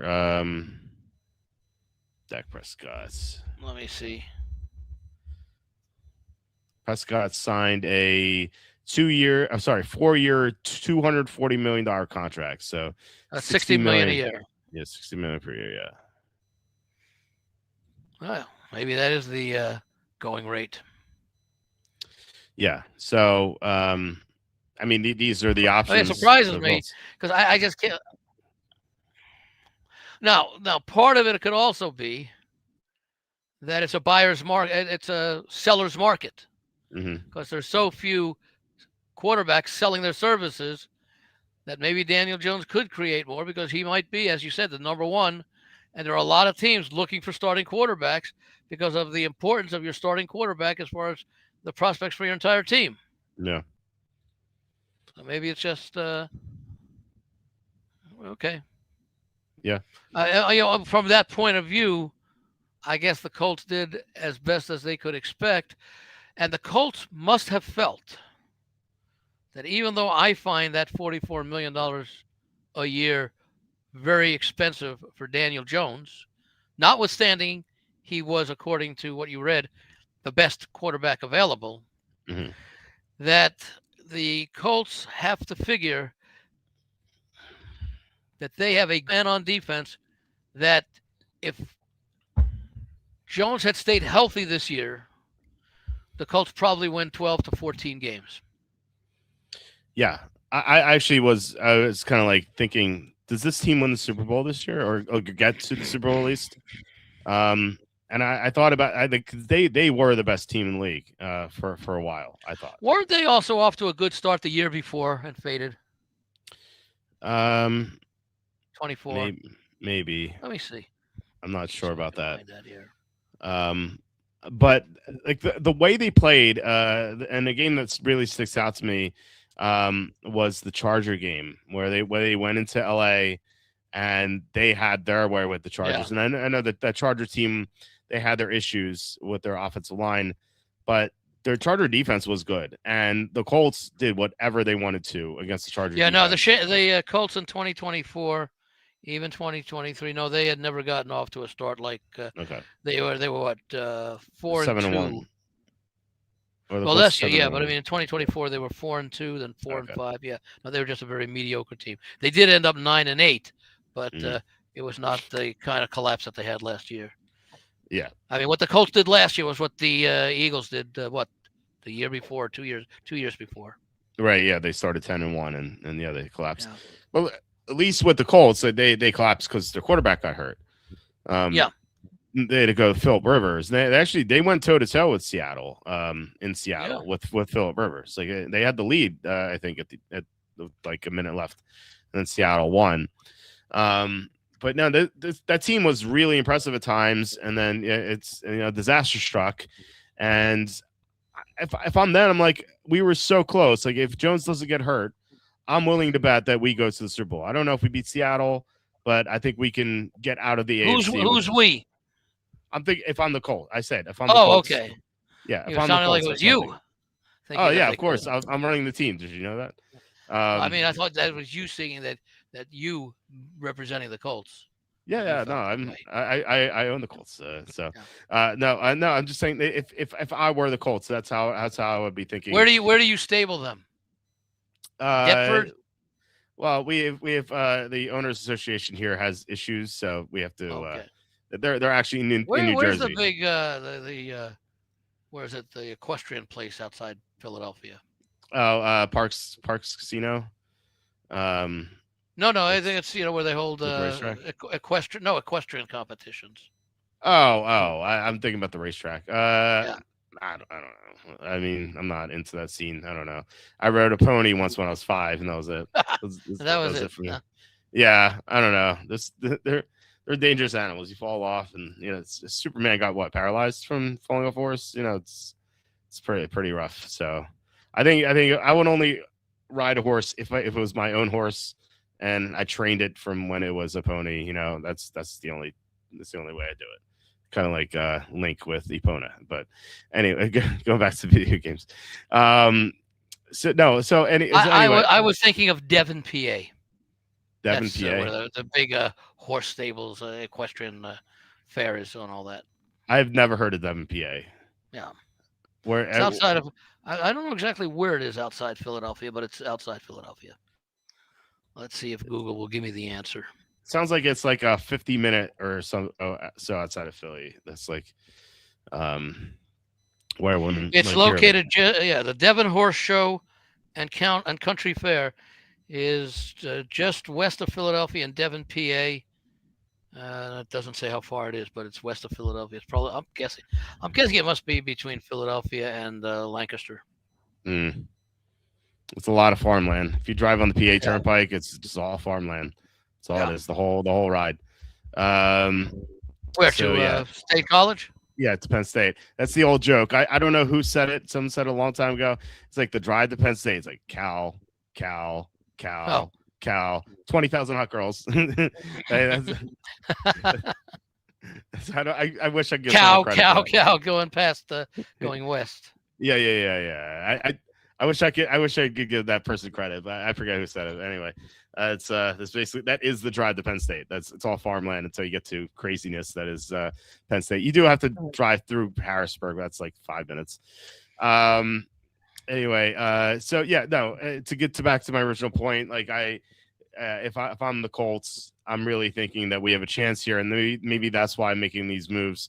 Make sure I keep Alec Pierce, who has more upside than Pittman, and I'm keeping Daniel Jones, who, if healthy, can maybe play like he did last year. But I'm just wary about quarterbacks coming off torn Achilles. It's just not a good track record, especially if the quarterback needs to scramble like Daniel Jones does. So we'll see. Yeah. That was the issue that I had with the whole thing, that the compensation did not. I could not justify the compensation for that short of a period for that amount of money, considering it's a major injury that he's recovering from. Yeah, it's not like I don't know, torn pectoral, It's a very serious injury, so I'm not overly optimistic about it. But then again, it is hard to forget how good they were at the start of the year, especially in that like I said, that Charger game. It felt like they could have named the score in that game. They were so dominant against such a good team, a team that made the playoffs. They just put their foot on their throat and just did whatever they wanted to on the road.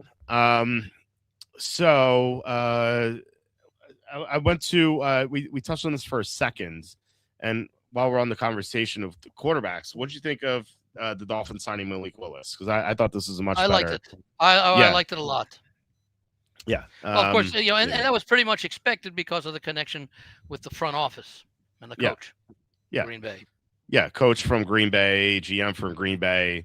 I mean, this was the easiest thing to telegraph was Malik Willis going to Miami. I liked it a lot. I mean, he's looked really good in his spot starts. He hasn't had a lot of action, but he's looked great. And I know he struggled in Tennessee, and he's going to fit into the system. Yeah, right. And I know he struggled in Tennessee, but how many quarterbacks have we seen struggle in their initial homes and then thrive elsewhere? And it's not like he had that much to work with in Tennessee. It's a pretty bleak situation. And he was considered a first round caliber prospect. I know he didn't go in the first round. He fell to the third round, but a lot of mock drafters had him in the first round. But so maybe he can finally live up to the billing here on a larger sample size. Oh, now what's he started 6 games in his career or something? I think something like that, six or so games, yeah. So he just doesn't have that much experience, and I mean, from what we've seen in Green Bay, I mean, Evan and I talked about we thought he was better than Jordan Love, albeit in a small sample size. So I don't know, and I know Butters, who comes on the show for golf and to fill in for Kenny. He's a Packer fan. And he says that they got rid of the wrong quarterback. He wanted them to keep Malik Willis instead of Jordan Love. So I think that's a sentiment that some Packer fans have here. So I love this move. I gave him an A+. I think the Dolphins are, of the two lower AFC East teams, it feels like the Dolphins are really have a much better chance of than the Jets, without question. Jets. Yeah. To emerge as a playoff team in the near future. There's no, I think there's just a big disparity between the two organizations right now. So anyway, so we started the show with Patrick talking about the Giants tight ends. Isaiah Likely, I gave 3 Fs out on Monday, and Isaiah Likely was one of them. It's 3 years, $40 million. It's not the trade itself. It's the $40 million that I find hard to justify. Yeah, Isaiah Likely did almost nothing last year. He had 2 really good games, and just did nothing otherwise. How many games did he have Lamar Jackson? Most of them. Let me see. I can pull it up. I actually have it open. I have his game log open, and we can look very quickly. Here it is. Isaiah Likely. So he came back for the Chiefs game. So it was week 4. He had Lamar Jackson for 3 quarters. Lamar Jackson got hurt in the 4th quarter. So he went 0 for 0 here. But that was his first game back. So we'll forgive that. Houston, he did not have Lamar Jackson. Rams, he didn't have Lamar Jackson. Bears, he did not have Lamar Jackson. Dolphins was the first game he had Lamar Jackson. He had Jackson the rest of the way. Likely went 3 for 60. So that was a good game. But then went 2 for 17, 2 for 15, 1 for 10. He had 2 really good games here, 5 for 95, 4 for 25 and a touchdown. Then he went 0 for 0, 0 for 0, 3 for 27, and 2 for 32. What was his receptions to targets ratio percentage? 27 receptions, 37 targets. That's a pretty good reception ratio. Yeah, that's better than 2 out of 3. Yeah. So it was a game plan that I guess made so. him not down. Right. I guess so. But if he's that talented, why are you not getting him the ball? I know why are you not giving Derrick Henry the ball in the 4th quarter? I know. Same thing. I mean, Um, yeah, I'm just reading some of the because you were talking about you're saying about cow cow cow, and I'm thinking about all of Lou Holtz's great quotes. Oh, okay. He said when taking over the Jets in what became the final season for their gimpy neat quarterback Joe Namath, um, Holtz promised that his team would move the ball. I just hope to God it's forward. Well, there's Nice. another one that he had. I'm trying to say here. They talked about this thing about the. Well, I remember one quote about he had in Arkansas when he was coaching Arkansas. They said, "Gee, it's so rural out there. It must be the end of the world." Lou Old said, "Well, not quite, but you can see it from here." I'm living in Fayetteville, but That's oh no, awesome. that's not the best quote. I'm still going to see if I can find it because I love quotes. Yeah. Yeah, that's pretty funny. So yeah, I mean, is are these numbers worth 3 years, 40 million for a tight end? I just Well, it seem that way. again, it's John Harbaugh's familiar with him, Yeah. and apparently he thought enough of him. And again, has John Harbaugh ever explained why they didn't use Derrick Henry more in the fourth quarter? Did he totally No, leave it up to the offensive coordinator, who I guess is no longer? Where is the former offensive coordinator of the Ravens? Todd Monken. Yeah, where Where? is he in Cleveland or something now? Or Um. Yeah, he's head coach of the Browns. Yeah. yeah, there's another team to look under. Yeah, I would say so. Do we write that down as a? We did not. We did not write down the Browns as a team Yeah, too. let me see if I can find it here. I don't know And and exactly where and I have it. But, and I think it's because they play the NFC South this year. They have an easy schedule. oh, okay, that could be. Yeah, I think that's why. Anyway, so my thinking is like, yeah, sure, John Harbaugh's familiar with him, but like if he's that familiar with likely that he knows he's good, then like why didn't they use him? Well, And that's the same thing with it's Derrick Henry, though. I mean, right, right, same thing. We right. criticized the play calling almost every week. Yeah, So yeah, now, so apparently Harbaugh recognizes his talent yeah, and right. But he didn't last year. It didn't. doesn't make any sense. I don't know. Well, again, maybe there was something there where Harbaugh said, for whatever reason, I'm going to let you call the plays and I'm going to stay out of your way. And he I'm going did to do do my that, I'm going to right? do my specialty and coach special teams. Sure. Yeah, I get that. But then he defended Munkin so much that they fired him. So it's Yeah, like well, that was then like just then he had to have agreed with maybe this. maybe Munkin was hired because of the owner. I guess. I mean, it was the lack of use of Derrick Henry late in games, which probably cost them 2 or 3 wins, Mm-hmm. is still something that cannot be explained. No, it can't. Not at From all. a football, unless every game that they didn't use him, he got sick at halftime or something. Probably got sick of not being used. But no, I mean, we were questioning that all season, Yeah. and Yeah. still have not gotten an answer that resonates with common sense.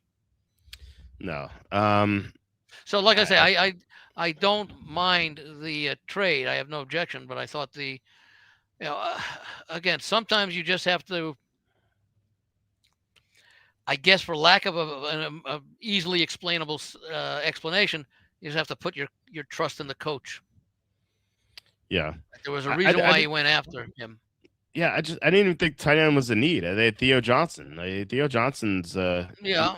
Theo Johnson had better numbers than Likely did last year. Now, who's the new offensive coordinator with the Giants?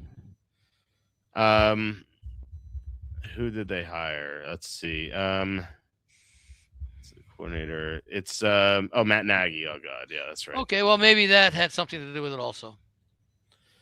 Oh, we've a crappy offensive coordinator. Better give him weapons. Well, I don't know. I thought that was a very sketchy hire. I don't know. Maybe they're going to credit Matt Nagy with giving Travis Kelce his career. I don't know. That's yeah, Matt Nagy. Feel like he's failed so many times. Like that's why even hire him? Well, it's a head coach. Yeah, well, as a coordinator too, he hasn't done much as a coordinator outside of with Mahomes, but like, yeah, Yeah. otherwise, like he hasn't really done anything. I don't know. It's just see like I was excited when the Giants brought in Harbaugh, and then now I'm seeing that like they want to maybe draft a running back, and they bring in Yeah, Matt that I don't Nagy. It's understand. like, yeah, I Unless don't. unless the injury to Scadaboo is like career threatening. They say he's gonna be ready by April. Apparently, that's the news I saw. Yeah, I ready don't for know. what? To be traded I guess. or to resume? No, I'm trying to understand. I mean, you know, he looked good when he had his before he got injured. Yeah. So Giants' offensive line was not necessarily a strength. yeah, Scadabo's recovering well, on track to participate in the team's offseason program starting April 6th. He started Okay. running as of early February, indicated he's 2 months away from being 100%. Okay. Yeah. Yeah. So why would they be looking to, I mean, they still have to live down trade, not re-signing Barkley. Yeah. Speaking of running backs, we talked about Walker, but the Saints signed Travis Etienne, 4 years, $52 million. The Cardinals signed Tyler Algier, 2 years, $12 million. That's the Etienne that was with Jacksonville. Sorry, what'd you say? The Etienne who was with Jacksonville. Etienne, yeah, Etienne was with Jacksonville. Now he's Not with the his brother. Saints. Yeah, not his brother. Which Yeah, not I his think is going brother. to be a loss for the Jags. Because I like the Jags this year. Was he a free agent? Yeah, he was. And then the Jaguars signed Chris Rodriguez, the Redskins running back, to 2 years, $10 million earlier today. That's not bad. Yeah, so to me, I just feel like it almost doesn't matter who the Jaguar running back is. ATN in 2024 got benched for Tank Bigsby, and then he was kind of given up for dead. They thought everyone was going to trade. Everyone thought they were going to trade him, and then he had this great year. Well, a lot of it had to do with Trevor Lawrence. Well, I think now all think of a sudden the Jags' passing game was respected. Well, I think what even more what it had to do with was Liam Cohen, who's been a running back whisperer. And well, yeah, I mean, it had to do with yeah. It's like every running back he's been with has had his best year, and then when he leaves, whenever they separate, the running back declines. Like we've seen it. He was in LA. Kyron Williams had his best year. Liam Cohen leaves. Kyron Williams just okay. He's just above average now. He's nothing special, but he's just solid. Liam Cohen goes to Tampa in 2024. Bucky Irving has an amazing year. And then Cohen leaves. Bucky Irving just pretty pedestrian this past year. How injured was Bucky in 2025? He got hurt, but like even when he was healthy, he just wasn't. He didn't look special. He's averaging like 3.5 yards per carry. Like didn't look great. And then this year he comes to Jacksonville. ATN's looking like a huge bust. Genty would kill to average 3.5. Oh my god, yeah. But yeah, no. Liam Cohen. Because if he can average 3.5, it's going to be 4.5. Because once he gets past the line, he can do something. Oh yeah. So Liam Cohen gets to Jacksonville. ATN looking like a bust. And then ATN has his best year. So ATN leaves. The Saints sign him to this big contract. I'm not sure if ATN's going to live up to it because we've seen every running back. Wasn't that part of the? Don't they know about Kamara? Is that still an uncertain situation for the Saints? Yeah, he's still under contract, but he can't stay healthy, and that's a big problem. So that may be because I'm guessing the Saints, they like Shook at quarterback, and of course you like the coach. So maybe they're thinking that the defense is okay given what they had. They didn't get enough support from the offense for a good part of the season. That they must think that they have a chance to, and in the NFC South, who's to say they don't have a chance to make the playoffs? Right. But I agree with you. One of the things you said earlier, I think Tampa Bay's on the decline. Yeah, for sure. So, I do think that ATN will disappoint this year. I have no interest in him in fantasy at all. I do like the Saints line. Well, it depends how Kellen Moore uses him. Maybe he learned something from what Cohn did with him in Jacksonville. Yeah, maybe. And then right now he's studying film about, why did all of a sudden ATN go from, C to A? Mm-hmm. What changed? Let's look at him in his 24 film and his 25 film, and see what. Well, I hope he saw the solution because he gave him this big contract. So no, that's what I'm saying. That apparently he saw something. Yeah. That he believes he can correct, or add to, supplement to what he did last year. Maybe we'll see. How's the Saints' offensive line? I think Average. it's pretty good. I think it's pretty good. They have two young tackles, and Mm-hmm. their center's great. They needed to improve guard. They signed a guard. So I think it's actually looking pretty good. What's the prospects for Shook? In what do you mean? In what I way? mean, as far as is he expected, or likely, maybe is a better word if you want to use that. That's still an opinion. Mhm. To improve upon what we saw out of him over the second half of the 25 season. Well, I mean, he improved every week that he was starting, so Yeah. that's a positive. The one downside I would say is that he was an older rookie, and generally when you have an older rookie, they don't have that sort of ceiling. Like they're not going to Right. make a guy who goes from How much 21 to older? 24. How old is he? He was entering the draft. He was 20. He's going to be 27 in No, September. okay, yeah, that is rather. What did he Yeah, go to? What was he in school for like 6 years, or yeah, injuries, or?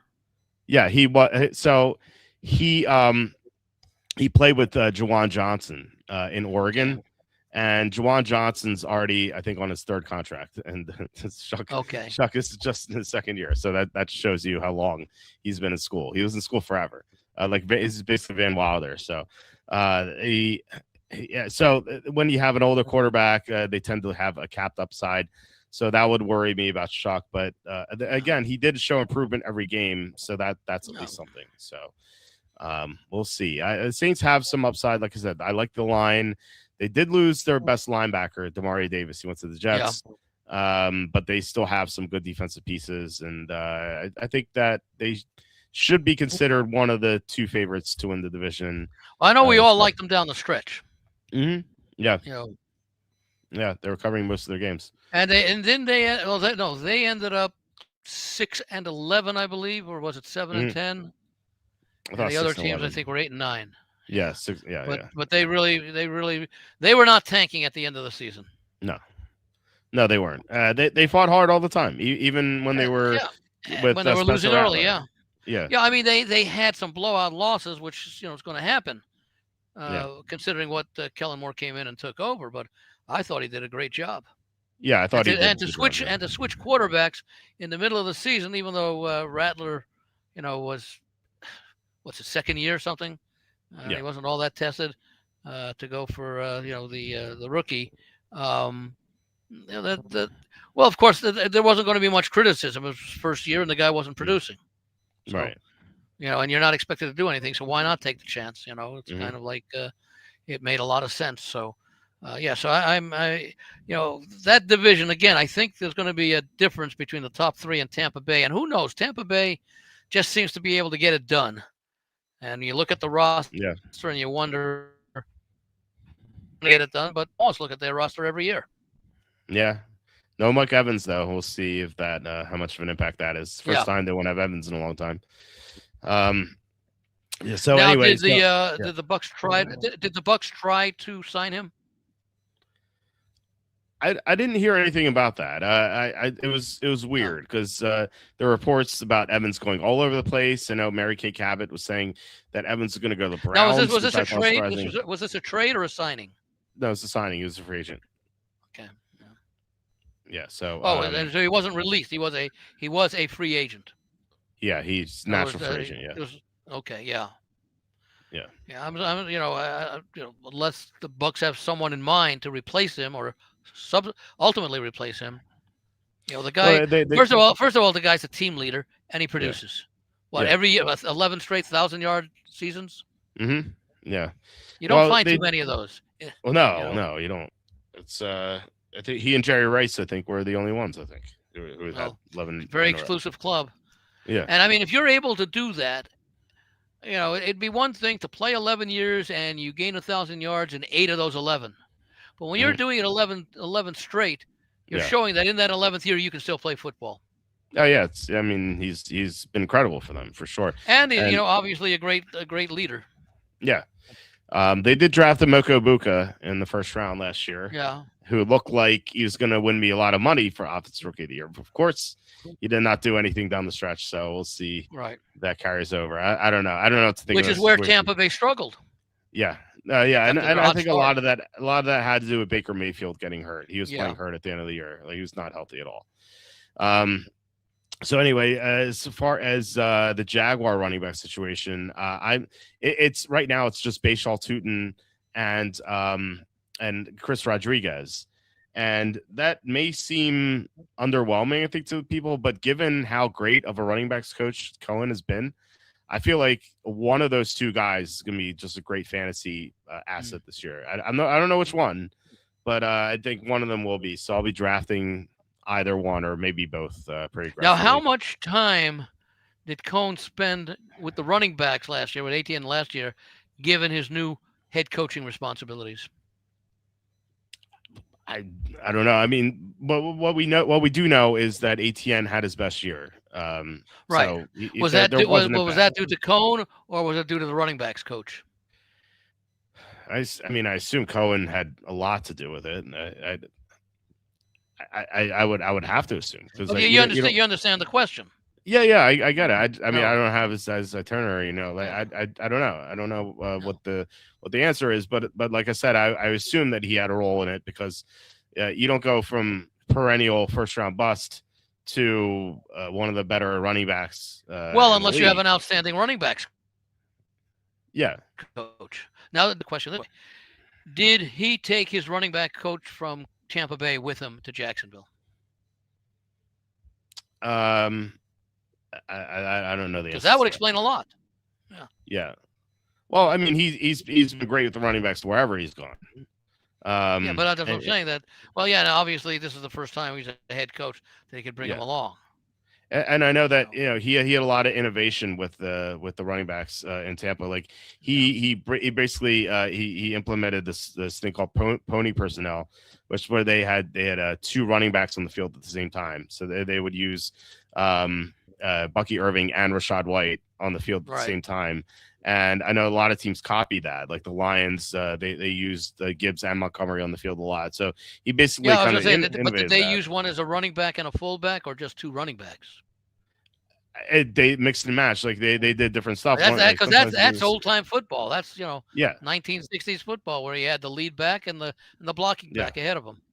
right. No, the But lead back, I don't the number one running back. yeah, but I don't think that necessarily blocked all the time. It's just like Yeah, they didn't know where the ball was going to go and stuff. So it's probably use him out of the backfield to yeah catch also. yeah. I mean yeah, they would do everything with them. So it was pretty innovative stuff, and so a lot of teams copied that, and that's he just loves the running game. Like he's really creative with that sort of thing, and that's why Jacksonville their rushing attack was so great last year. They had Cohen coaching them and doing this sort of thing, and so that's why I'm fine, and we'll see. Maybe they draft someone, but I think that the running backs they have now with Tutin and Rodriguez, they could do well. And then the Cardinals, they Yeah, signed Tyler Algier. I don't know how you thought about that. I was kind of surprised that they brought back James Conner. I thought he would be gone for sure, but they restructured him. And the yeah. Vikings restructured Aaron Jones. So all these old running backs are sticking around. And I know that I thought Aaron Jones was going to be leaving. he was, and then they restructured him. So he's going to be staying Okay. now. And so one of my friends, fantasy football counselor, he had this angry short video that he posted where he was really frustrated about the running back committees, and he was angry that he's like Algier should be running the show in Arizona, not James Conner. So Arizona's Conner, No, Trey Benson, and Algier. Let's see how Connors comes back. Yeah, we'll see. Yeah, they still have Trey Benson too. So Yeah. it's So maybe that's insurance for Connors. mhm. Here's the offensive line move. Which the is, by Saints the way, a made. typical Arizona Cardinal move. Yeah, I know. Here's the offensive line move the Saints made that I mentioned earlier. They signed David Edwards, 4 years, 61 million. Edwards tends to get hurt a lot, but when he's on the field, he's pretty great. So, yeah, I thought that was a good move. The Steelers signed Jamel Dean. I thought that was a good move. They had such issues in the secondary this past year. I thought that was pretty impactful. And then we get to the What, Bengals. is, So we had what about Fitzpatrick going what from Miami to the Jets? yeah, it was a trade. Let me bring up the trades page. I've always Uh, liked Fitzpatrick.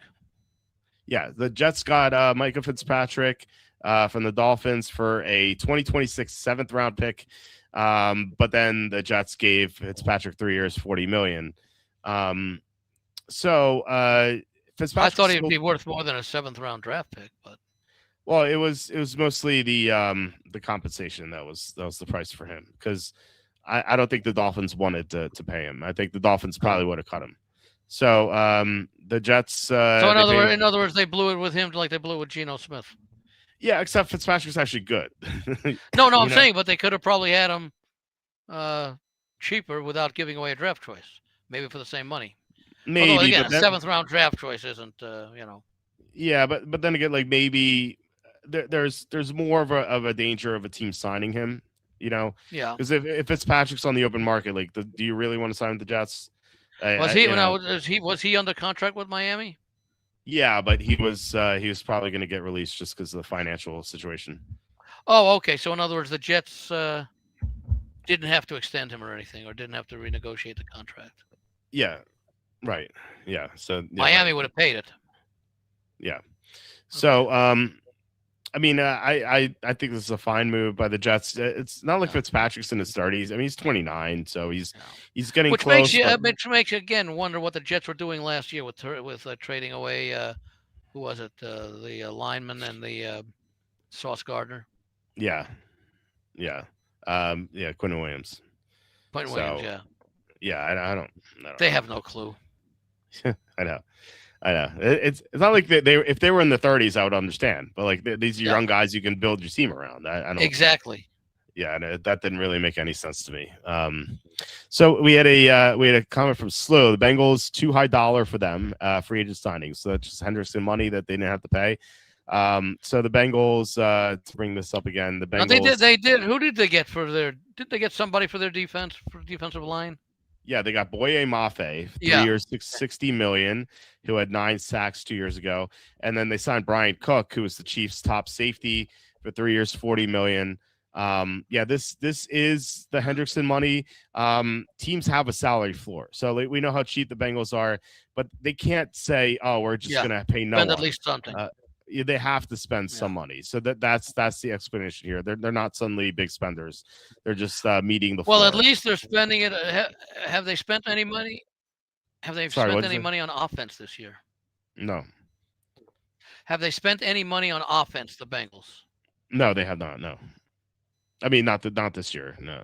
Okay. Last year they re-signed Higgins and Chase. I'm saying, no. I know that. I'm saying what the problem was, and we all said it last year. What the hell about the defense? They didn't do anything for the defense last offseason. Right. Yeah. Well, now they add 2 players. Yeah. They're doing what they should do. Yeah, they added 2 players. They lost Hendrickson, but Hendrickson missed half the year last year, so it's not like they had him for the whole season. No, I'm saying that I like the fact that they're spending money on defense, because with that offense, that's a playoff team every year. Yeah, for sure. I mean, assuming Burrow stays healthy, which he hasn't been able to do. But yeah, no, I agree. No, because the offense is on the field all the time, because the defense just gives up quick scores. Mm-hmm. Yeah, if they have, I said it like last year. At the end of last year, their defense improved a bit, and they went from like 32nd at the beginning of the year to like 26th. And which year was this? 24 or 2025? Last 2025. Okay. They finished 26th in the second half of last year. Is that your EPA? Of course. And is that for the full season or for the last second half of the season? Okay. They were 26th. So my argument was, if they were 32nd and they moved up 8 spots, they go from 32 to 24. That's still not good. I mean, it's still not good enough to make the playoffs. But if they go from 26 to 18. So, like, if you give Joe Burrow the 18th ranked defense, that could be a Super Bowl. They're a playoff team, yeah. Yeah. 18th is basically league average. Right. Yeah. You give Joe Burrow an average defense, that could win the Super Bowl. Yeah. That's how good the offense is. So, these like Kansas City for a few years. Yeah. It was like Kansas City without Spagnuolo. Right. Exactly. Yeah. So, Yeah, the Bengals with an easier schedule. I think that you can make a case that they can be a sleeper this year, and Oh, absolutely. yeah, I mean, we don't know we don't know what we're going to get out of Baltimore this year. New coach. Same thing right, with Pittsburgh. right. But Okay. we don't know the And quarterback is yet. well, no, that's it. But I mean, even with Aaron Rodgers, I mean, it's another year older. That's another negative. So Hmm. you've got. Well, I don't know where you would rank if it's accurate, and again, it's an opinion, to say that the Bengals have the best quarterback of the division. Because I don't know where you would rate him with Lamar Jackson, especially because of Jackson's mobility. Yeah, I would. If you're asking me who I'd rather have between Burrow and Jackson, I'd rather have Burrow. Yeah. I would. I think I would take Burrow over everyone except for Mahomes when assuming no ACL. Everybody's healthy. Yeah. When Yeah, everybody's yeah. healthy. Yeah. I think I would go Mahomes, Burrow, then Josh Allen, then probably Lamar Jackson. Is that Would am you I put missing Would you put anyone? Herbert in there anywhere with an offensive line? He's up there, maybe number 5. Okay. Is that how would you do it? That's pretty close. I don't know that I could. Uh, I might. Again, a healthy Josh Allen. Yeah. I mean, and I guess how old is Mahomes now? Is he what, 32? He was the year before Lamar Jackson, so he is So now maybe 30 or 31. yeah, he's 30. Okay, yeah. So I'd still put him number one. I'd probably put Allen number two. And again, because of the mobility, I might put Lamar 3 and then Burrow. Okay, so you And then have Burrow Herbert. 4. And then Okay, Herbert. okay. I What mean, I about maybe Geno live. Smith? Well, somewhere's in the top 10. Of course. No, By Geno the way, Smith. there, Geno Smith is in the top 10 if you turn the list upside down. yeah, maybe Mina's just dyslexic and she saw the bottom of the list. She's like, oh, That could top be. 10. Yeah. No, I think I have a new punching bag. Mina was so 2025. There's this guy, I don't know his name. He was on NFL Network on Monday, and I'm sure you haven't seen the OC because it's a stupid show that they used to have, but No, but I do it's watch NFL Network. Their well, morning show. maybe you've seen him. This guy looks like Seth from the OC. It may not mean anything to you, but that doesn't mean no. yeah, it doesn't mean anything to you. So, he had free agency rankings over. He ranked every single free agent apparently. He had Kyler Murray as his number 4 overall free agent, above Trey Hendrickson. Oh, regardless of position. Yeah, not quarterbacks. Yeah, he had him number okay. 4 overall, above Trey Hendrickson. Who's behind him? Well, who are the top 3? I don't know who the top 3. I don't Okay. know because it said best available free agents. So it was like it said 4 Murray. Oh, okay. His ranking of like top 100. Yeah. Top 100 free agents. He was number 4. Yeah, and just said available. So the top 3 apparently were off the board. So it was 4 Murray and then 6 Hendrickson because this was on Monday night. And I'm like, how in the world do you get to Kyler Murray being the number 4 free agent, a better player than Trey Hendrickson? That's crazy to me. I think. Yeah, well, they both have health issues too, so you can't use that as a differentiation. Yeah, so I was like, this guy might be worse than Mina. So I don't know. I wanted to. I was like, NFL Network, by the way, it's just so bad. On Monday evening, like this is not 11 Eastern. This was like 8:30 Eastern. They were re-airing some of the content they had from 6 o'clock because I had it on the whole day. Like they kept showing the same thing over and over again, and I'm like, yeah, they do that a lot. What's that? Yeah, I get it at like midnight, but like if they want a free agency at 8 o'clock Eastern, you should be airing fresh content. What are you doing? Look, I guess it's not like an ESPN where they have different panels all day long, with sports centers and everything. Mm-hmm. So they do and again, I guess you could say, well, people could DVR it if if you're not home to see it live, but I guess the other thought is that not much is going to happen after say 5 p.m. Eastern time on a daily basis that whatever's going to happen for the day has already happened. Oh, I get it for a normal day, but the first day of Mhm. free agency when things are still happening at 8, 9, 10 o'clock, like there were signings until 11, and Yeah, they were still talking about the stuff yeah, from but 5 o'clock. no, no, I don't, well, they were repeating. Yeah, yeah, Yeah, they're they repeating them. now one thing that they do, however, and I did notice it on NFL Network the last Monday and Tuesday, yesterday and day before, is that if there is a late breaking story at the top of the hour, they will go live for about 10 or 15 minutes and then Yeah, go oh, that go repeat the rest of the hour that they did right. not show the top part of. So in other Well, words, they might be yeah, showing, let's say they're showing what they played at, I'll say 4 p.m. Eastern, 4 to 5 p.m. Eastern time when it was hmm live. right. Okay, they may break in with the news about the Crosby trade being, negated for the hmm first 15 minutes of the re-airing of the 4 to 5 p.m. hour, and then after the 15 minutes, they pick it up at a quarter past the hour for that 4 to 5. So if you Right. saw it at the top of the hour, you were seeing something live. If you tuned in 20 after the hour, you were seeing the rebroadcast. Right. Which they didn't do, by the way. They did not do that on the first day for agency. And like I said, there was still stuff happening. Now maybe it Yeah. wasn't like crazy the moves, but there's Yeah. still like significant moves that were happening. No, I do Um, think they were showing it at the bottom, and there because I think they were doing that even when they were doing repeating things. If there was something that was just happening, it would be breaking news, yeah. and it would just be the Oh yeah. scroll. On the Yeah, ticker, yeah, they would yeah. do that, yeah. But that yeah, but they kept re-airing the same content over and over again. It's just like I don't know. It just seemed so terrible. It's like have have air football podcast content. That's so cheap to produce. Doesn't cost you anything.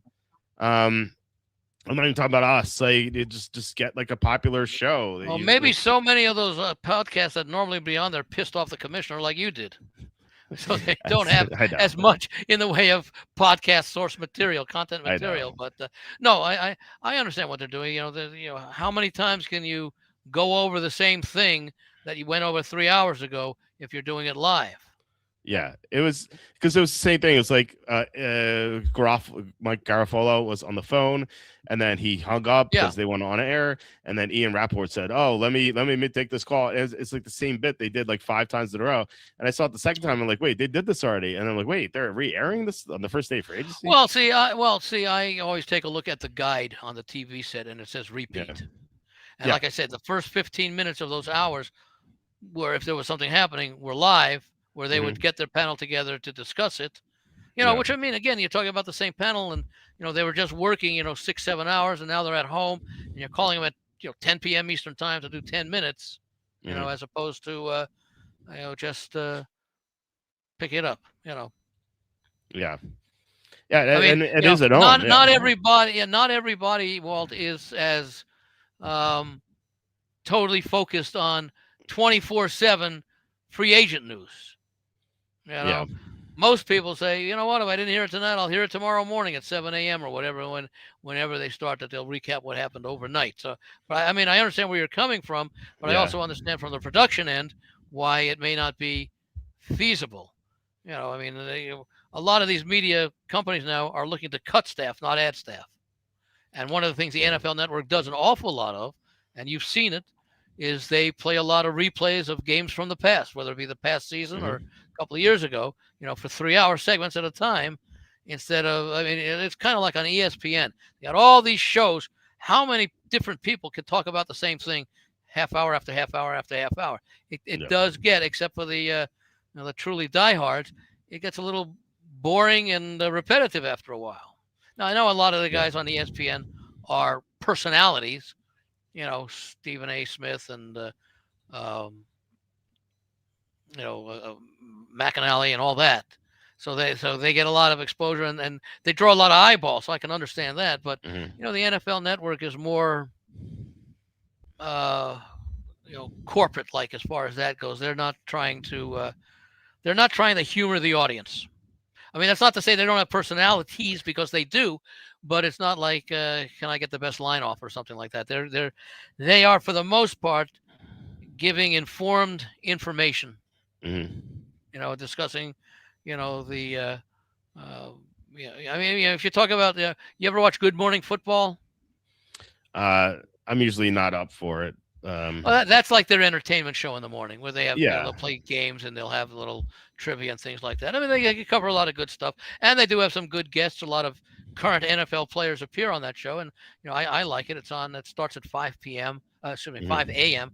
2 hours, 5 to 7, and then they often repeat it 7 to 9 and 9 to 11, and then go to other midday programming. I think they have this thing called the Insiders, which is Yes. basically talking about trade news and other stories, for an hour or so, which they Mhm. also repeat later in the afternoon. And again, I think they probably do it because there are a lot of people who don't get to watch it live, and for whatever reason, either choose not to or don't record programs that they watch later. So, you know, Yeah. there are pluses and minuses about everything. I try to look at the causality or the reasoning behind both, and I say, yeah, depending on your point of view, it makes sense. Yeah. Which is, and you're right about like the they're not making that much money, so they're looking to cut staff rather than add Yeah. program. I get that. Yeah, That's NFL Net. You're talking about NFL Network, which was just bought out, is now part of ESPN. right, So the and quality is that's going to go down.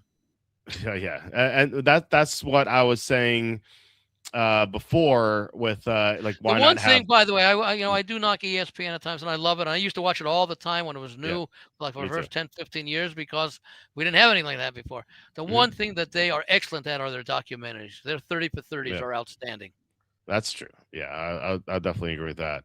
I look Um, forward not only to the new ones, I look forward to the reruns of the old ones. Yeah, I mean, Tom swears by them. On he talks about them all the time. I'm not a Yeah, big documentary guy, but if you're into that, they do make a lot of good content, and a yeah, lot of it's referenced and stuff. So that's certainly true. But again, that's why I was talking about with the cutting of the staff and stuff like that. I was like, that's why you should air. It should get like a popular like a podcast guy to just air him yeah. like that's a good. You mean like you? I'm not even talking about me. Yeah. If they wanted No, but to, I'm saying, why not? I mean, you're putting yeah, out these 10, 15-minute videos that talk about the news of the day yeah, yeah. and what it Um, means in more depth than most of the uh, than the panels will. Because again, yeah, if you're doing a 30-minute, even with me here, you're giving out 50% of what you could give out if you did it yourself. And yeah, just like these panel members, if you did a 10, 15-minute video, where you're the only one talking, you're going to get a lot of information. And, most people can't compete with the quality of the information that you put out there, even yeah. with EPA. Yeah, no, I mean, there's a lot of good information. There's a lot of good Yeah. shows on YouTube, but like the fantasy football show, Smitty, he has it's great production. The show's awesome. Yeah. Like they should get him to do the show. Or I mentioned fantasy football counselor. He does a great show too. So like there's so many opportunities I think that wouldn't cost them any money. They would have to maybe do a all they'd have to do is do a rev share with the commercials with that guy. It would cost them $0 Yeah. just to do that. Just Well, do a rev share with the commercials. the people providing the content would want something more than just the exposure. Well, So no, they might get it's some sort of small amount, but yeah, that's nothing, why that's why I said budget busting. right. That's why I said do a rev share with the commercials that NFL Network gets. So they, if let's just say a raw number, if they get I don't know, $100,000 from this hour from commercials. Maybe it's a lot more. Maybe, I don't know. No. Give the guy 10%. He gets $1,000 for an hour, and they keep $10,000, 10%. You have to give the guy 10 grand. They keep the 90 grand. NFL Network keeps the 90 grand. They pay $0. And the cost of production is virtually zero. Zero, absolutely zero. So that's feel like that's what they should do anyway. I think that would be a lot better for them. But anyway, better than re-airing the same thing over and over again, like 5 times. Anyway, there were some other running back moves. The Broncos re-signed J.K. Dobbins 2 for $20. I saw that. Yeah, he's always injured. It's such a shame. He's a talented player, but he can't. What was it? What's his contract? What was his signing? 2 for $20 total. 20 total. Yeah, 20 total. Yeah. 2 years, 20 million. 2 years, 20 million. Yep. That's a good signing. Yeah. It's okay. It seems okay, but then he gets hurt. He'll. Well, yeah. I mean, the injury is always a concern, but that's why it's 2 for 20, not 2 for 40. Right. And then Rico Dowdle signed with the Steelers 2 for 12. I thought this was a really good move. Dowdle at some point last year was What'd you great say with Seattle? with Pittsburgh. Oh, with Pittsburgh. Okay. So I don't. He looked great at times last year. That was your doodle, right? Yeah, Rico Doodle. Yeah, Doodle, yeah. Rico Doodle Dandy is Tom likes to call him.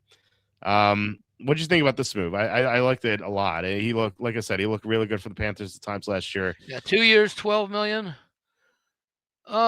Is he going to be the featured back? It sounds what Pittsburgh's going to do is Kenneth Gainwell left for Tampa. That's another running back signing. Right. It's not 2 for 14 with Tampa.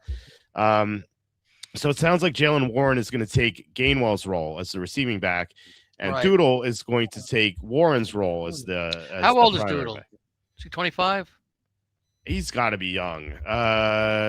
Rico Doodle Dandy is 20. Actually, 27. Actually, no, he'll be 28 in June.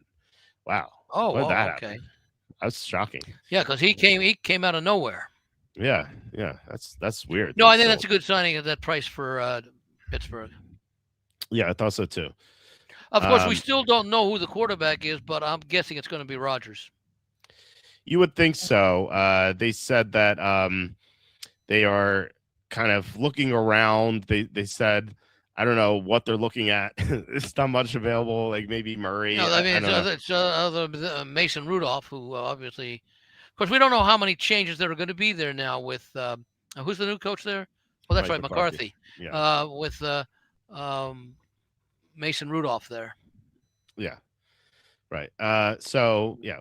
Anyway, I just assume it's going to be Rodgers again, and I don't know. It's hard to be very optimistic about the Steelers team. Yeah.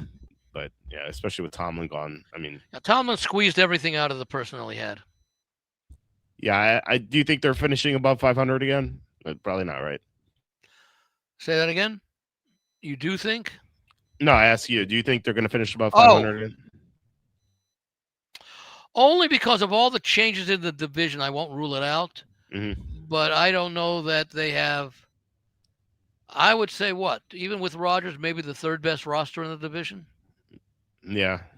Cincinnati, Baltimore? Yeah.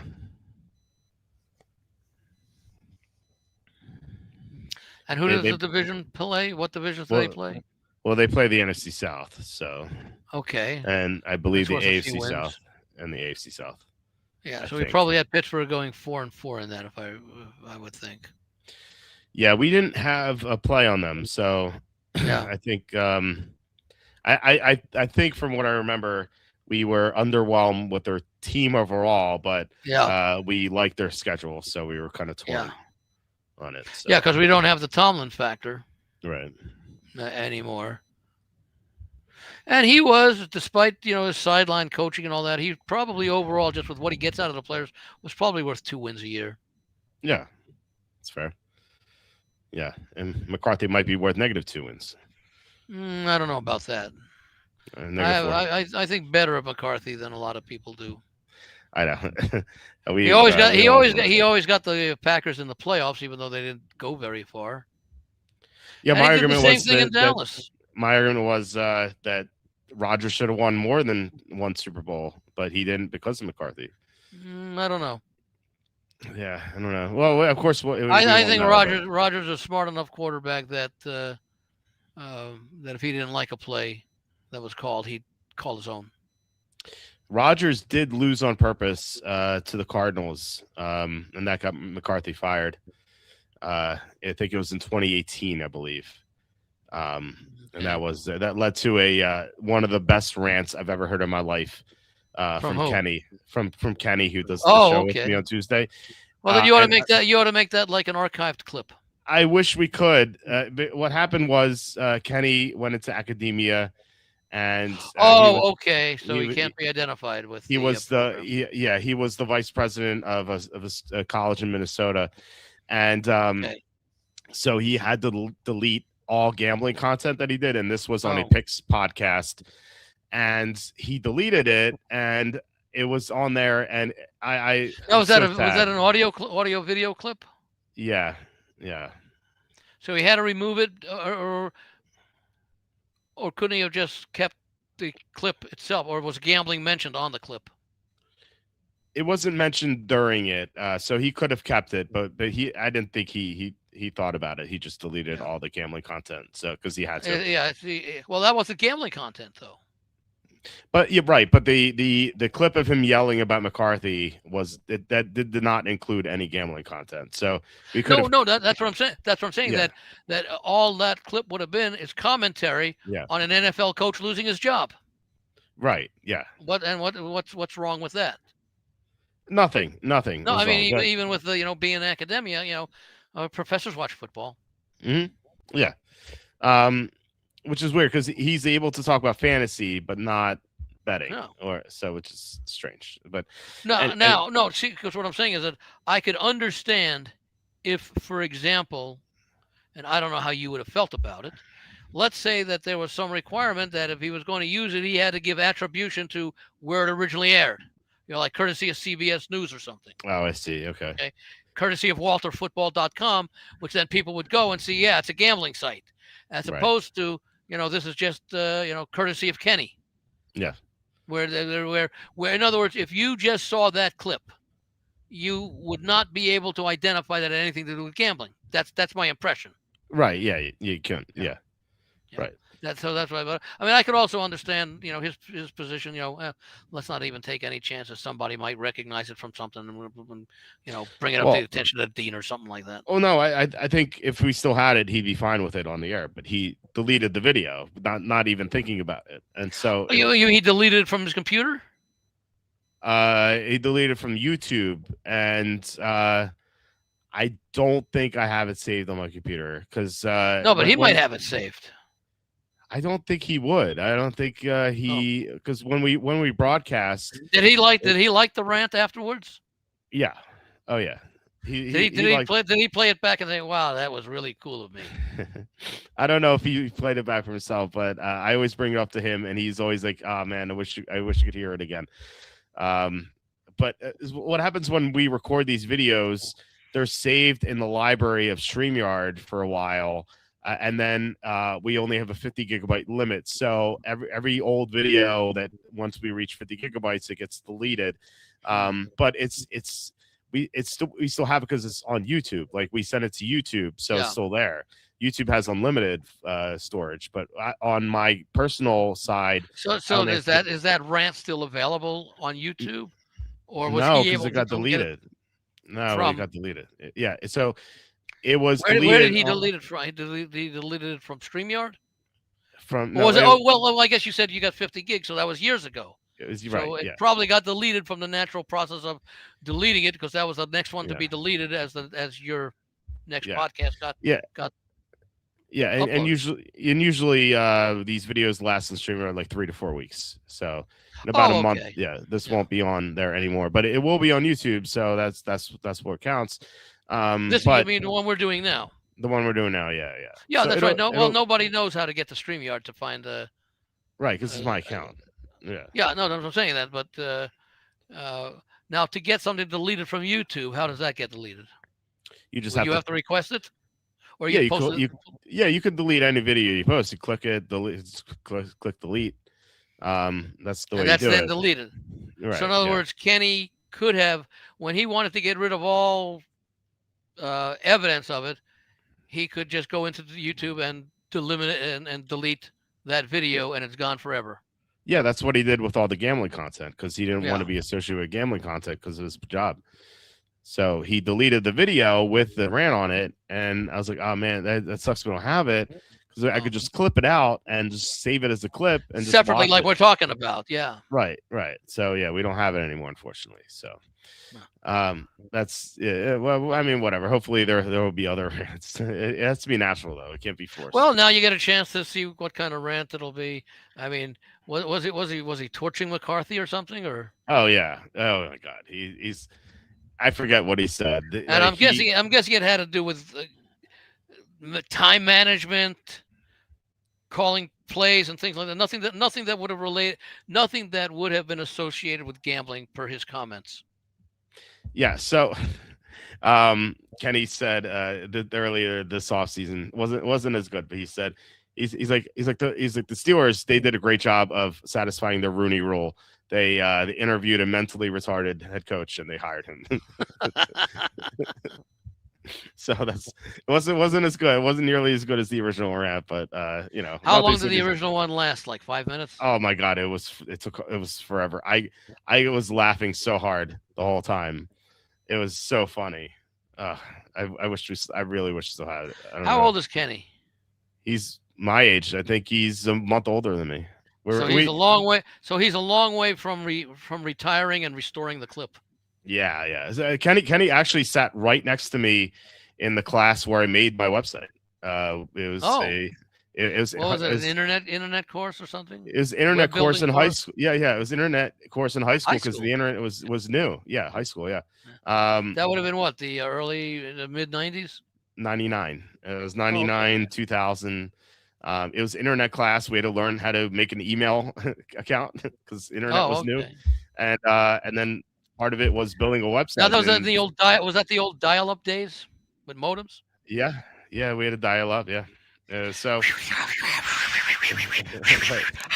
Right? right, it's pretty crazy. My teacher, Mr. Rosen, was like, make a website about something you like. I'm like, oh, I like football. Football, yeah. And so the original site was centralhigh.net/wchirp/football.html. Wait, W what? Centralhigh.net. So my high school, centralhigh.net/wcherep. So W, my Cherub? first name, Cherep, CHEREP. So the first six Oh, letters. Cherub. I thought you were saying CHERUB. Cherub. No, I knew it was your initials, but it sounded like cherub. You're right. Yeah. So it's You know what a cherub is? yeah, the Cupid thing. Yeah. Yeah, a little fat kid or something, Yeah. or a little baby, Yeah. whatever. Yeah, Yeah. cherubic look. Yeah. So it was the first six letters of my last name. Actually, there was a tilde. There was a tilde W Right. cherub /football.html was the original website. And that last Website or web page? web page. Okay, HTML. Okay. That Oh, what was it? A one page website or? It was 3 pages. There was a home page, there was a picks page, and there was a power rankings page, and then all the other links went to NFL.com. So I originally gave NFL.com traffic.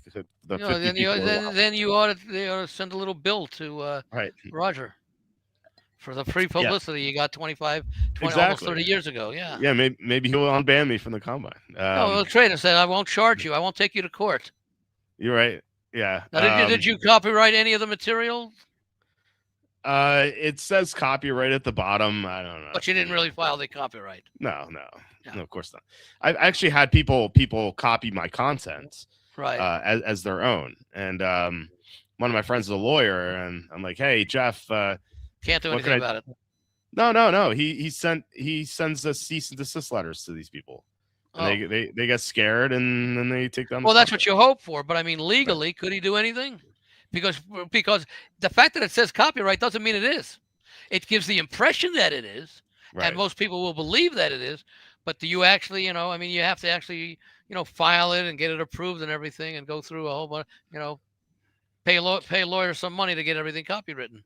I think I mean I think it's copywritten if automatically, but what the problem is that it's so tedious and stuff, and you have to prove that there's financial damage done. It's just such a long process, I think. Well, the damage done is that someone is taking credit for your work. Right. But yeah, the damage is like, did they make any money off of it? Did they get any traffic? Yeah, well, whatever they did, they took away from you, and they also took away the opportunity that you would have, because, if people saw that, in other words, if it says, copyright, if this guy says it's copyright, and then says, or says something along courtesy of WalterFootball.com, that's fine, because then people will say, oh, I like this content. Let me see what WalterFootball.com is all about. Right. Oh, it's a bunch of jokes about Penn State. Okay. Yeah. Well, but I mean that would be a way that the use of your material is driving potential business your way, in theory. Mm-hmm. Yeah. Yeah, that's true. But it's like, okay, well, they get 50 page views. Like, what does that translate into? Like 30 cents. Yeah, it's like, so like you're gonna sue for 30 cents. It just like it just doesn't Yeah, no, seem no, like, I don't know. I was just sort of carrying to the Yeah, extreme there, but uh, that's why that the the lawyer, I would think, would say, cease and desist, or give them the option of saying and or give accreditation to walterfootball.com, yeah, yeah. One and of those. Yeah, we won't sue you for something that we want you to believe is copyrighted, but isn't really. yeah. Yeah, Well, I think it's still like intellectual property that's yeah. still being stolen. So, anyway, Well, that's really what it is. I mean, not for the now when you would do a link to NFL.com, what were you linking to? Like stories that you had read or something, or? oh no, just standings, like standings, scores, like Oh, okay. yeah, You could do a link to USA Today or yeah, the Daily News or whatever, right, or Yahoo.com or whatever, where they had their standings page or whatever. yeah, You were and making it easier for the reader to access the information you're discussing. yeah, and I actually think that was one of the criteria for the website. We had a link to another website, so Oh. that was part of it. Pornhub.com, was that they were trying? That was not available yet, actually. Oh. Well, why didn't you get it? Think about how much you could sell that website domain name for right now after you get out of prison. Oh my god. So, That'd be incredible. But back when 56K modem was around, this is kind of oh kind yeah. of rough. That was I that was was a like, I rough think the scene. best website I think I've seen is that this website is not for sale.com is now for sale. Really, that's funny. Um, yeah. So yeah. Anyway, yeah. So that's basically the genesis of the site. Was Kenny was sitting to my right, and we would either BS about football, or I'd work on the site, and he would try to flirt with a girl sitting to the left of me. And actually when that Wait. and He was to your right and she was to your left, yeah, and and they so would he was leaning over in front of you to talk to her. right, yeah, they All they right. they would they'd flirt together, and then they Oh, actually ended up she would going out. participate. Yeah, they actually ended up going out on a date. So Did the romance last? not, I mean, he's married to someone else, and not Oh, permanently, okay. but I don't know how many times they went out, but that was a long time ago. So, but yeah, it was a fun class. Way to go, Kenny.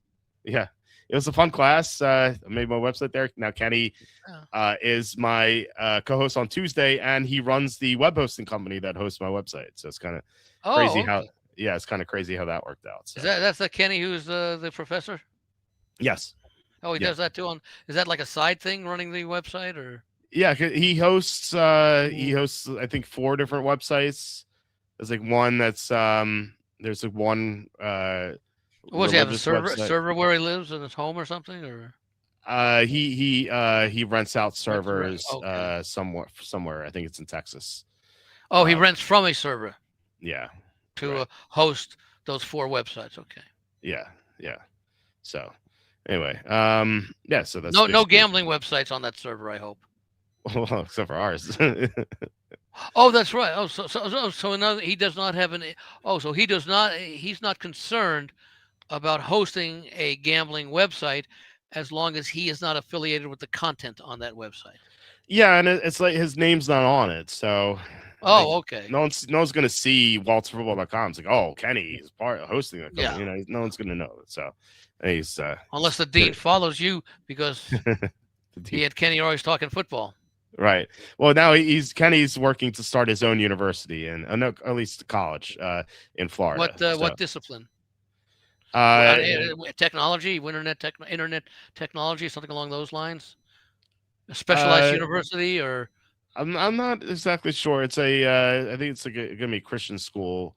a religious based. Yeah, Okay. yeah, but I don't know the exact details of it, but he is. That's what he's working on right now. So. Yeah. But anyway, so he's gonna have that. I asked him like, does that change your gambling content stuff? And he said, well, if we have people, it's like, because it's a Christian school, we're going to have people donating money, and if they see I'm affiliated with gambling content, they may not like it and they may withdraw their donations. So Oh, that's okay. so yeah. So I anyway, was at lunch with a friend today, and I came no, up with a great Saturday Night Live skit okay, for this week. okay, Okay, it involves the Sunday selection of the NCAA tournament field, and how okay, everyone likes to fill out brackets. uh-huh. And you remember when Barack Obama would fill out a bracket and they'd have him on SportsCenter and everything? Yeah, yeah, yeah. So I said, what Saturday Night Live should do is they should have President Trump fill out a bracket. Yeah, Okay, for all 64 teams. And uh-huh. on every line, the team he would have advancing would be Trump University. All the way to the championship game. I think that'd be hysterical. Well, I say it's Trump University versus Trump University. Yeah, exactly. I don't know who's going to win, but whoever wins is going to be the best. It's going to be Trump University, and I forget who plays him, who does a good job. That used to be, was Alec Baldwin? It was Baldwin. Yeah, it was Alec Baldwin. Yeah. I don't know if he still does it, because I rarely watch Saturday Night Live anymore, but even on tape. But I thought that would be a great skit. Okay, if anyone out there on Saturday Night Live, all you have to do is give me attribution. You don't have to pay me anything. Say, some wacko on walterfootball.com came up with this skit. Attributed to some wacko on walterfootball.com. That'd be funny. You would have to have one school and they'd be like, this school is total loser. No one has ever seen anything like it. The biggest losers. So no. Every game would be Trump University over Biden University. There's no love lost there. Right. But, no, I just think it'd be a funny skit. Yeah, Sleepy Joe University. Yeah. Sleepy Joe University, no chance. That'd be funny. Yeah. So SNL, feel free to go use it. How funny would that be? I mean, look, it's a nice idea, but I have to think it's not original. I mean, that somebody there would come up with that kind of thinking. I mean, if there's anyone, if any of their writers follow sports or anything and knows the craziness that is March Madness, could come up with something like that and tie it into the president or something. But so I think Obama used to do pretty well, if I remember. He followed basketball, so right. Look, his brother-in-law was. I know he coached Brown. I think Oregon State. I think. Okay. Michelle's brother. Okay, I didn't know. Craig Robinson, I think it is. Yeah. Oh, okay. Yeah, I did not know that. Oh yeah. So he. I think he used to. I don't know if they had a court installed at the White House when he was president that he would shoot at. I think they still have a bowling alley in the White House from like centuries ago or something. Oh, do they? That's funny. I don't remember if it was Harry Truman who put it in or one of the presidents of that era put it in. So, but no, I just thought that would be a nice little skit. Yeah, that would be funny actually. Anyway, it's kind of like filling out an NFL playoff bracket with the losing team would always be the New York Jets. That's true. Speaking of the Jets, they lost a lot. They lost Elijah Vera Tucker. Yeah, and the Patriots signed him. I mean, so 3 years, $42 million, which I thought this is a difficult grade to do because Vera Tucker, when he's playing, he's awesome. He can play any position up front, and he's good when he's playing. But he gets hurt so. So in other words, the Chargers could have used him. Oh yeah, exactly. I don't. What do you think about this move? I mean, the Patriots, they steal a key piece of their rival and to help Drake May stay upright, but can you count on him to stay healthy? It's tough. Well, again, what kind of injuries does he suffer from? And are those things that can be related to the nutrition, the training process that could be done? Yeah. That I could certainly see it was a good move for the Patriots. I mean, Patriots make a lot of good moves, and certainly Vrabel is, I'm not going to compare him to the previous regime with Belichick and all that, but he's obviously a very sharp guy, smart guy. Had Ohio State. He did well with his Ohio State education. Yeah, right. And the Patriots also signed Romeo Doubs, 4 years, $80 million, which I thought Romeo Dubs, Okay. 4 years, 80 million. I thought that was a lot for Romeo Dubs. It is, but it's a position of weakness Yeah. that, I mean, look, I mean, they were not a legitimate Super Bowl contender coming into this season. They are heading into next season. hmm Yeah. Well, they got rid of Stephon Diggs, who Yeah. I thought Who was an didn't interesting. contribute all that much, but Right. I thought that was a weird move because he was coming off the torn ACL this year, so he was not well, you thought expected to be great. you thought it was a weird move that they signed him initially, or that they got rid of him. That they got rid of him because he was coming off the torn ACL, and so Right. he was not expected to do well. And I thought he did better than expected. Okay. But How old is he? I think he's 32. But That might be part of the reason. yeah, but at the same time, like he's going to be 2 years removed from the injury, so you would think that he's going to be better next year. But he's also going to be slower. Yeah, Age. I know. No, it's a, how many, Jerry Rice, Mike Evans, they're the exceptions. Yeah, But Rice was in the Pro Bowl when he was 40. Yeah, crazy. so I mean, but yes, I mean that maybe Diggs has, but he's also been a head case. Yeah, that's true. And that's something that, well, certainly under the Belichick regime, he wouldn't stand for unless they were outstanding, like players that he rehabbed a lot of really good careers from players who were problems elsewhere. Okay. Yeah, he did. Yeah, and I think Vrabel is along the same lines, and of course, being a former player, Vrabel is probably pretty good, even though he was on defense. He's probably pretty good at evaluating talent as well. So I would think that he probably had some input into that as well. Yeah. So yeah, I mean, from a Patriot standpoint, I like it. Yeah. Yeah, I get it with Dubs, and they still want to trade for AJ Brown. Obviously AJ Brown's played under Vrabel, so that would be. And it's just a question as to what Philadelphia wants. Yeah. Well, sounds like they want. Isn't this a pretty good draft year for receivers? It's okay. I think it's about average for receivers. It's not amazing. No, but I mean, compared to, for example, some of the other positions that we're used to seeing depth. I think it's about average for receivers. Okay. There's Carnell Tate, Jordan Tyson at the top, and then I think it falls off after that.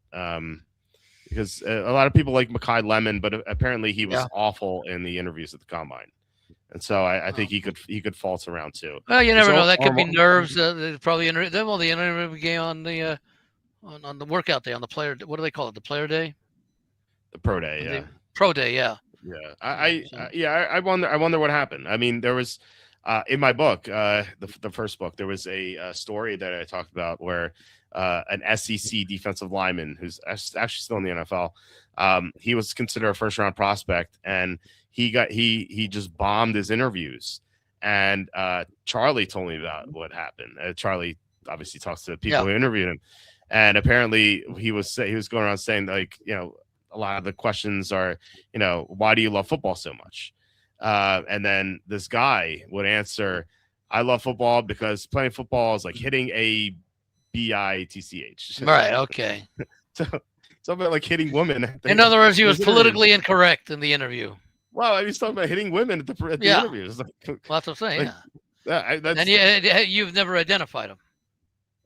No, I have. I don't want to get sued, even though if it's the truth, I'd have to prove it. It's on me to prove the burden of it. Yeah. So, but you know who it is. You're just not saying. Yeah, yeah. He was, and I'll say he was an SEC defensive lineman. He was considered a first-round prospect, and he fell to the second round. Because of the how's that what's that? You probably what? Probably because of the interviews that he fell. Okay. Now my question to you is, which is the more important question, despite the interview, how has his pro career gone? He's been okay. He's a rotational lineman right now. He's been fine. Has he been a Pro Bowler? I don't think so. I mean, I'm not going to try and narrow it down. I'm just curious how, something like that can, and understandably so, understand why you would drop in the draft. Yeah. But that doesn't necessarily speak to the talent of the person who is being interviewed. I had to Google to see if he made the Pro Bowl because I feel like he could have made it. He Right. did not. He's never made the Pro Bowl. Okay.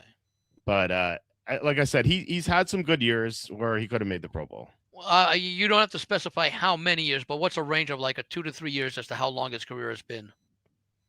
Um, You can give he me, was like 4 to 7 years, 6 to 8 years, whatever, 6 to 9, whatever. he was drafted in the middle of the last decade, so he's been around for a Okay, while. so he's been around 8 to 10 years.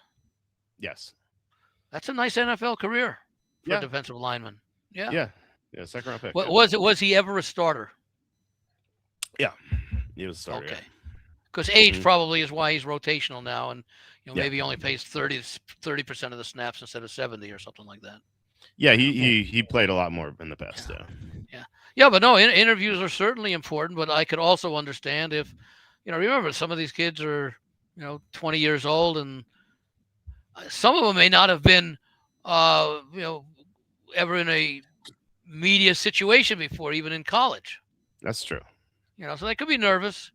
They That's may true. It understand is. the gravity of the situation. You're Yeah. basically on a job interview, and the oral interview is, as important as the physical workout interview, as any sort of written interview or written questionnaire or whatever. And people just sometimes are, uncomfortable. I don't know that I Right.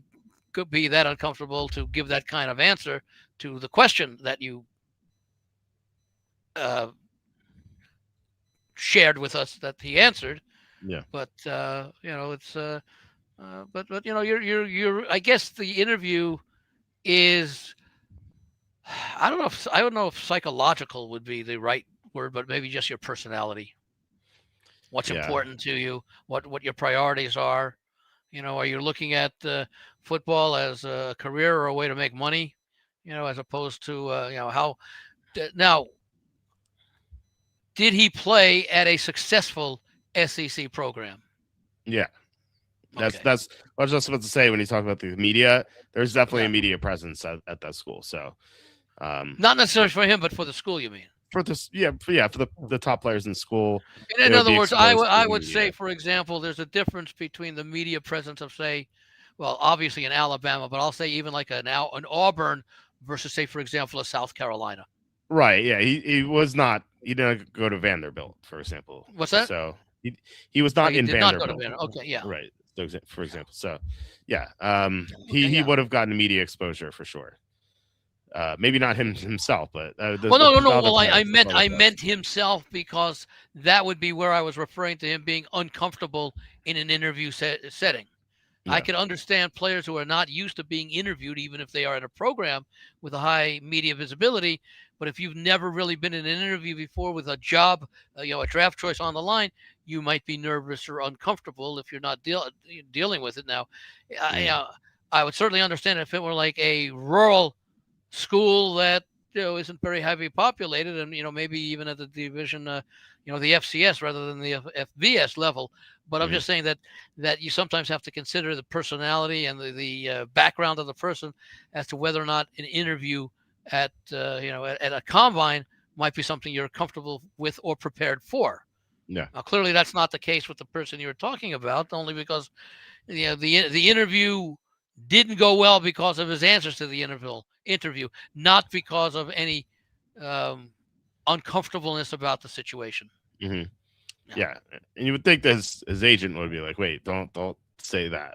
Yeah. Well, the agent might not have known the questions, other than the agent probably knows the kind of questions that the teams ask. Well, I mean, The it's a common question. Arizona Cardinals might have a certain format as far as Yeah.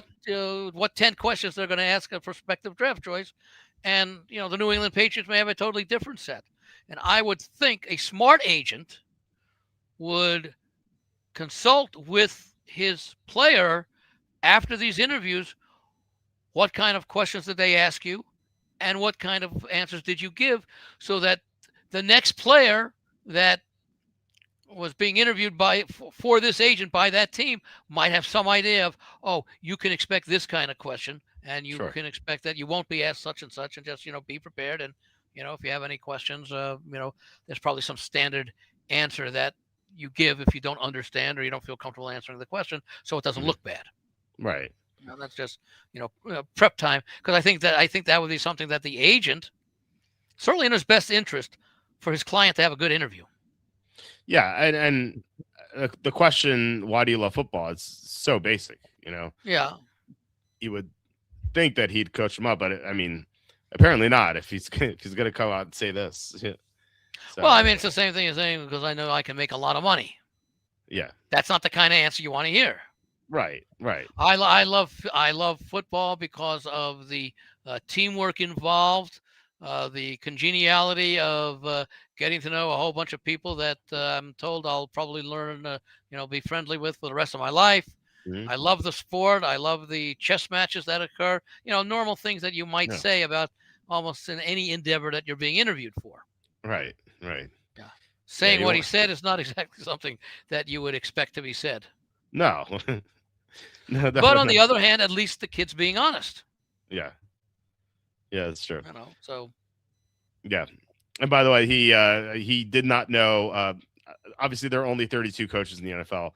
When he stepped into this particular team, he did not know who the head coach was of that team. I forget exactly how it was worded, but um, it is like he didn't know he didn't know who this coach was. So um, in other words, the guy doing the interview would ask a question like, "What do you think about our current head coach?" something like that. That, Yeah, yeah. yeah, he just and he didn't know who the head coach was. So Okay. you would think that if you're in a job interview, you know who you're interviewing with. But yeah, apparently he did At not. that age, maybe it's like you going in for an interview with IBM. What do you think about our CA? What do you think about our CEO? Mm, Now, some people in a situation like that um, would be well prepared. That's probably yeah, an intelligent guy who's looking to start out at $100,000 a year or something, job or something, depending upon what his entry level is. But if you're a football player in college, you probably um, and again, not all college football players follow the NFL to hmm the extent that we might think they would. yeah, Who's your favorite team? Oh, the Dallas Cowboys. You know, why? Well, because I see them on TV all the time. Or mm, so and so went to my high school and he come back and talk to us every year. Whatever it is, yeah, that could be the reason that you might not necessarily know.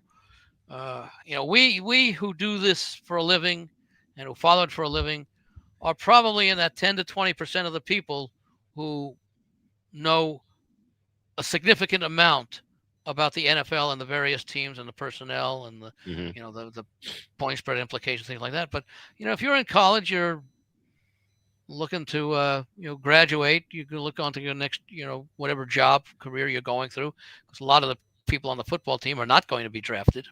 yeah, I'd say probably, in fact, I think at lunch today there was another discussion we were having about paying the players and realizing that 90% of, and it's probably even higher, maybe 95% of all football players in college will never play football again after college, right. because That's that's true. such a small percentage.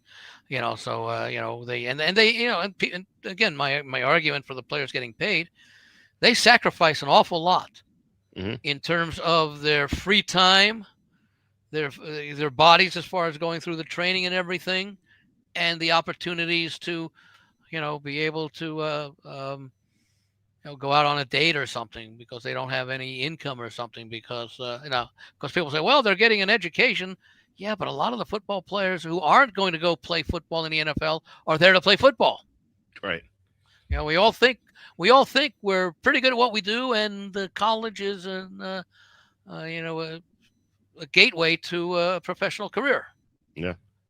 So they yeah, so yeah, I mean, and again, I think I mentioned it at least every 2 or 3 weeks, and I mentioned it to my friend today, and he agreed. He said that 5 years from now, the Rose Bowl will be between the Ohio State Football Team Incorporated versus the University of Louisville Football Team Incorporated, and Right. they will hire um, maybe failed NFL players or whatever to represent Ohio State and Louisville, and they'll pay them a salary and there'll be a contract, but they won't be students. Nope. So that the student body will be and what Ohio State or Louisville or any other college that follows that model Maybe they will go back to the days where they will have like club football, Hmm. which was sort of like a varsity sport, but it wasn't a revenue generator. Yeah, The that's incorporated football team would be. I And it would do open think up it's more yeah. spots for students, for people who want to be students and get their degree from those universities and go on to a career in business, in education, in volunteers or whatever it is. So it's that I could see that being the model, and because really the NCAA has a lot of problems right now with the tremendous uh, increase in the number of people who enter the transfer portal each year, and so many teams will may have like a 40 to 50% turnover in talent, Hmm. especially among starters, from one season to the next. You never had Yeah. that 40 years ago. So it's in other words, it's just the natural evolution of sports that Hmm. continues to unfold, just like every other walk of life, every other business. I do think it's heading that way, sadly. Yeah. Um, yeah, I think you're right. Anyway, we've Bradley Chubb. This is Did we today. do much on the Bills? I know we talked a No, little bit about them. yeah, Bradley Chubb, 3 years, 43.5 million. This is substantially less than Hendrickson. Like, Yeah. but at the But same it's a time, position that they need. yeah, and Hendrickson obviously a better player, but Yeah. Chubb was coming off a torn ACL last year, and I think a lot of people expected him to not play that well, but he Yeah. had 8.5 sacks, and he should be better this year. So I think this was quietly. I mean, I haven't seen people talk a lot about this. I thought this was a really good move for the Did Bills. the Bears get a center to replace Dolmond? The I thought I heard Bears, something about them signing a center today. they signed Jedrick Wills, a tackle. Okay, He yeah, wa- but he I was thought no, I heard they they didn't. signed a center. I didn't see it. If they did, I didn't see it. Um, yeah, I don't think so. So Or yeah. it could have been that someone was commenting that that's their a primary goal for the draft. Oh yeah, it could be. This is a good center class for sure. Yeah. So yeah, the Bills signed Chubb. I like this move. It's almost like there's an arms race between the Ravens and Bills. To like the Ravens got Hendrickson, the Bills had to get Bradley Chubb. The Yeah, Chiefs. two of the three biggest disappointments as far as not making the playoffs this season, and the third team, of course, was Kansas City. Had a pretty good reason. Right. Well, I mean, the Bills they had that awful like all those awful calls against them against Denver. Yeah, Denver. Yeah.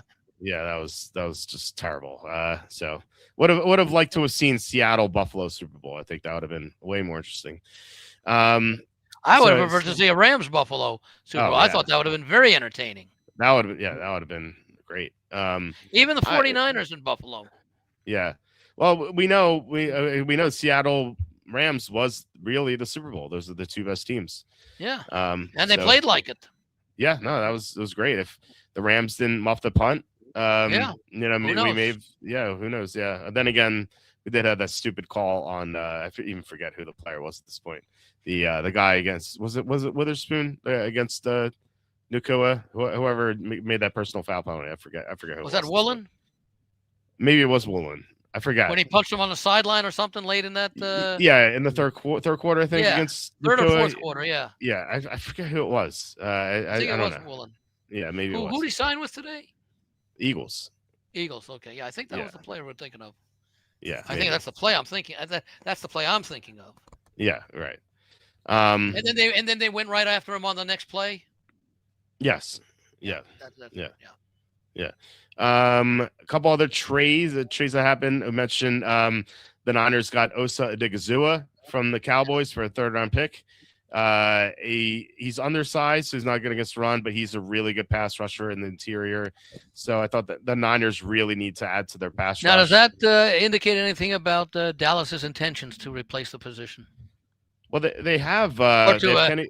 supplement the position? Well, they had Kenny Clark and Quinton Williams already at Yeah. defensive tackle, and they got Rashawn Gary from the Packers. Yeah. So Yeah, so they're comfortable there now. yeah, they So still need they are that no longer in the market for a Crosby. One would No, think. no, I still think they need an edge rusher. They have defensive Yeah. tackle set, but they need an edge rusher. So Yeah. maybe this is them clearing out resources to Yeah, get could Cost. be. Could be. Yeah. They also traded Solomon Thomas to the Titans, which is far less exciting. I kind of said it's like What was the that for a Titans. late round pick? They swapped 218 and 225, so there was Okay. seven So picks really, apart. yeah. Yeah, barely. I wrote the Titans are taking the ugly sister to the prom, as opposed to Yeah. Odigizua being the better one.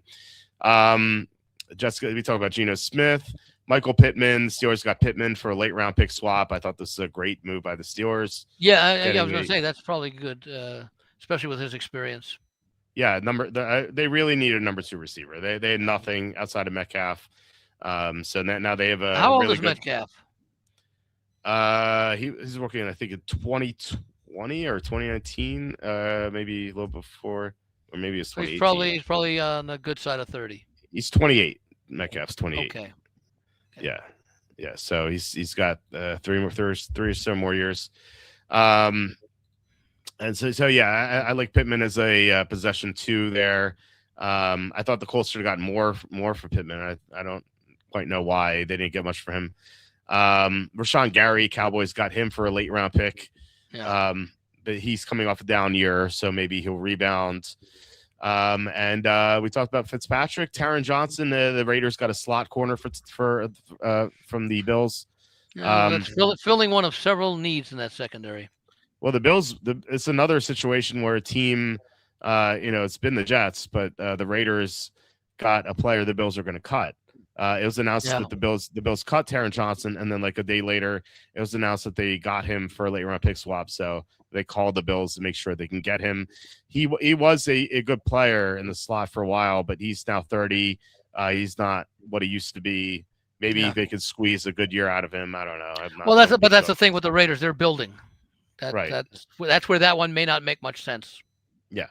Other than as a mentor for rookies coming out of the draft or something. Who knows? Yeah. The Packers Colts swapped Zaire Franklin and Colby Wooden. I thought Franklin was better, but they both struggled last year. So I don't know if this is going to be much for change of scenery. Well, change of scenery might help. Maybe, yeah. I would give the Packers the win if anything there. And then Bears got Bradbury. Here we go. Yeah, there it is. Yeah. The Bears got Bradbury from the Patriots for a 5th round pick. So not a signing, it was a trade. Bradbury was not good for the Patriots last year. He hasn't been a good player in the NFL. But yeah, so that's why you wonder why the Bears, if the Patriots are trading someone away, there's something you got to ask some questions. I think this is insurance for the Bears. I feel like they want to draft one of these good centers in this class. But if for some reason they can't, then they have an insurance policy here. So that's my thinking here. You mean a backup plan. Right. Yeah. Because if for some reason they just but then again, that makes the presumption that whoever they draft is going to be an instant starter. And that's a tough position to be an instant starter at center. Yeah. So much you have to learn. Yeah, that's. in addition to technique. Yeah. Yeah, that's true. And so Bradbury can maybe start for like half a year or something. So, okay. And DJ Moore. This is the news came when I was waiting to get my colonoscopy a week ago. Oh, how'd that go? It was okay. The worst part was prepping for it. Do you agree with that? I think that's the worst part. It turned out for me, and I've done it a few times. Yeah. It gets a little easier every time you do it, and it's not terrible depending upon what taste you were given. Taste of what? The prep. Oh, for me, it was like a powder that I mixed with Gatorade. I actually have but one of these still remaining. Yeah. So I got Glacial Cherry. Well, see, that's not bad. Yeah, it tastes fine. You're talking about the constant running, the 16 rolls of toilet paper. Oh yeah, that's terrible, and just not being able to eat. I was just hungry, Well, yeah. I mean, for a couple of days before they limit you on what you can have. Mm-hmm. Yeah. So that was. And then as soon as you leave, where are we going for lunch? I know. That was I couldn't wait to go eat. So we go to Red Robin every Oh, the yeah, first you mentioned that. That's yeah first we go to Wednesday Red or Robin. something. Yeah, we go to Red Robin the first Wednesday of each month because kids eat free, Right. and that actually was the Yours night was on before. yours was on a Thursday, right? Yeah, that was the night before, so I couldn't eat Oh, see, anything there. yeah. And so my wife's like, "What are we doing for dinner?" I'm like, "Let's go to Red Robin." She's like, "What? That was we don't get kids eat free." I'm like, "I don't care. I want to go." Oh, And this is on Thursday night now. yeah, that was Oh, right after the yeah. colonoscopy. So um she's like, don't you have to take it easy? I'm like, I'm hungry. I want to eat. Yeah. I was so starving. So that was I mean the procedure went well. No issues. I had like some concerns, which I saw my doctor. He said just in case, but it was He nothing. said what? So Just in case? just What? because he thought it was like hemorrhoids, but he was Right. like, just in case, just do it, and Do what? it was Oh, you mean it was getting the colonoscopy? You mean yeah, the exactly. reason for it? Okay, yeah. Yeah. Yeah, so Well, that's how you're what 40 something? 43. Yeah, I think they say what 45 or 50 is Yeah, time they that say when you right. They should say start. right. They said 45. He's like, you're gonna have to get it in a couple years anyway, Yeah. and they might as well just check it out just in case. You never know. Just worst case, rule it out. So Now you yeah, probably don't have to go back for like 10 years. yeah. That's what the guy says. He's like, I'll see you in 10 Yeah. years. Yeah. So yeah. It was. I don't know. It's okay. It's weird how you just don't feel anything afterward, except for there's like some the gas, like Yeah. the Yeah. gas is like, oh my god, like, oh, and then it just goes away. It's Yeah. And I remember when I was doing the gas thing, I thought the crossbars are going to come down for the train station. I know. You know, a little toot toot toot. Right. It's pretty crazy. So Ah, that's a great way to bring things. and Let's scare away everybody. yeah, it was It's a part of life, though. we reached the colonoscopy portion. Yeah. Uh, I woke up from the thing because you don't even know how long you're out. It yeah, seems like you're out 3 minutes. It's like 45 minutes. right. So Yeah. the doctor comes down and says, "Well, you're 4 polyps lighter," Yeah, the and they turned out to be nothing, of course, and right. that's good. So, Yeah. but yeah, that's something they said. I don't have to come back at my age. I don't have to come back as frequently. I think after it's like a certain age, you don't even need to do it anymore. Yeah, that's what I So, was told. Yeah. yeah. Yeah, my I was talking to my dad about it. He's like, I've never done it. I'm like, really? He's like, I don't want to do it. It's like, Who's never done it? Your dad? my dad, yeah. Oh, how old's your Yeah. dad? He's got to be what, 70s? 73. Okay. He'll be 73 this year. Okay. A little bit Yeah. older than me. Yeah. But So oh, you guys I never done it? he's like, did it hurt? I'm like, no, it's just the worst part is that you can't eat for 24 hours. And he's like, I don't Yeah. do it. Oh, So I was like, oh, his okay. doctor never recommended, or he doesn't see doctors. It did. The doctor recommended it. He's like, I just didn't do it. Oh, It's like, if, he's been lucky so far. yeah, that's true. I mean, Well, I not mean, not in other aspects, but yeah. what do you mean Uh, other aspects? I mean, but other health I mean, things? he had a stroke at 49. Oh, okay, yeah, but there's no history of colonoscopies in your family or something. Yeah, no, They yeah, didn't feel the no, need to. yeah, I guess not. Yeah, So I mean, missing a meal or two isn't the worst thing in the world. Don't make a yeah, habit of it, right. you know.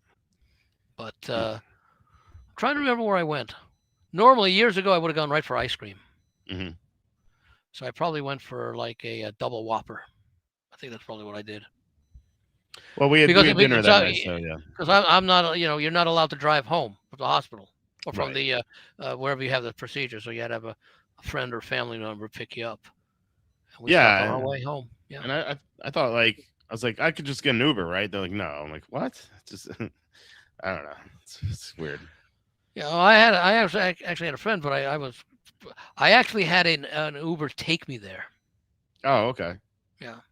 that makes Oh, sense. because they needed the name of a person that was going to pick you up, Right. and they were going to call that person like as soon as you came out of the surgery Yeah. and say, okay, Andy's ready. Andy will be ready in 15 minutes. And here's where you meet him. Blah blah blah. Hmm. Right. So Yeah. But yeah, Yeah. for those who have not had it before, it's kind of like when I had a root canal. It wasn't as terrible as I had been led to believe. Yeah. The Yeah. toughest part is keeping your mouth open for, you know, 45 seconds or so while the dentist is in there, chipping away. Hmm. But I mean, it's not painful because, you've got a local anesthetic in there, and it's just Yeah. time consuming, Right. and with the colonoscopy, it's just the prep time. So, how many books did you read while you were Uh, prepping? I didn't read any Or books. were you doing a draft while you were sitting there I every 15 minutes or whatever? so I have I would bring in my laptop Right. and I would watch Cataclysm, play video games, of course. Oh, I Uh, thought you were going to be doing some of your big ball drafts or something. yeah, no, I watch her play video games and I do a draft. I multitask on this Oh, phone. okay. It's part of the, so yeah, I did like 5 or 6 drafts. Pretty bad. It's not a pleasant experience. But the lunch afterwards was Yeah, dinner was great, dinner. but Okay, it felt yeah. like my stomach shrank, so I couldn't eat as much as I You didn't normally have the would. same appetite, yeah. Yeah. I thought I would. But it, yeah, Initially, I it took did. less to fill you up. Yeah. Right. It reminded me of when I went to when I visited my girlfriend Emily when I was dating her in when I went to Boulder, Colorado. Right. Um, I couldn't eat The there. altitude? Because of Yeah, the the altitude. altitude?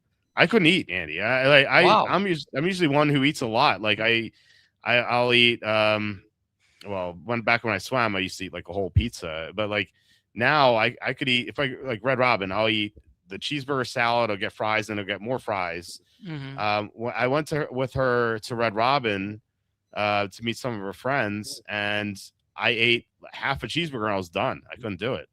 I just couldn't eat. Why? I Were you like out of breath or something, or no, it just was didn't have just the appetite, or no, I would just eat, have a couple bites, and I'd be stuffed. stuff? Oh, okay. Yeah, and I ended up losing like 8 to 10 pounds when I was out there for a Was week. that just a weekend? Like, So I went Monday through Friday, so it was okay, so a I was work there for week. yeah, Okay. and Monday I got there late, so it was really 4 days, Yeah. and I lost almost 10 pounds when I was out Wow. there. Two Yeah, pounds a day or yeah, a little I more. That's interesting because when I was in Boulder, I've been there a few times. I never had any altitude issues. yeah I couldn't eat, I but mean, yeah. I mean, I don't even know that it affected me. Yeah, I went to they had a place out there called Noodles and Company, which Hmm. I'd never heard of, but it was delicious. They had this macaroni cheese and chicken bowl, Hmm. and I thought it was one of the best tasting things I've ever had. And I could only eat 3 bites, and I was done. It's like I Wow. can't eat anymore. Whereas like normally, I feel like I eat the whole thing and then one extra. You know, Hmm. it's weird, very weird. Just remember, one of my favorite bookstores I've ever been to was in Denver. Oh yeah, why? Yeah, it was called the Tattered Cover. Oh yeah, Just had a nice extensive selection of a lot of new books, a lot of used books, and things like that. And of course, I okay, head right over to sports and see what's there. okay. Wow, that's. I mean, I'm like that at Barnes and Noble. I go there like twice a week or something. Right. In fact, right now I got to go get set. I don't know if they're already out because I haven't been there this week or last week. The NFL draft preview magazines. Oh, okay. They should be starting to come out. Lindy's, All right. Athlon, I think will have one. Ourlads, I think, has a pretty extensive one, if I remember. So Yeah. it's getting about that time. So Yeah, it is. It is. Drafts a month and a half away. so So yeah. have a lot of work to do for it. I'm always stressed out about it. When I was I got married in 2018. It was in May, and Hmm. it was we had a birthday for my niece. She just turned Right. 1, and the whole family was there. And so this is a month ahead of my wedding, and so my aunt comes up to me. She's like, "Walt, you ready for the big day?" I'm like, "No." And you're talking about the draft. I'm like, "No, I have so much to do." She's like, "Really? What do you mean?" She's like, I have a lot of research to do for the draft. I'm not ready. She's like, "Walt, I'm talking about your wedding." And I was just like so You knew that. fixated Well, on you the knew that. You knew that that's what she was talking no, about. no, Oh, I I thought did you not. did, and No. I thought that I have so much work to do I thought you were doing it as a joke, like, yeah, of course I know about the wedding, Mhm. but I'm going to throw a curve and pretend like I don't.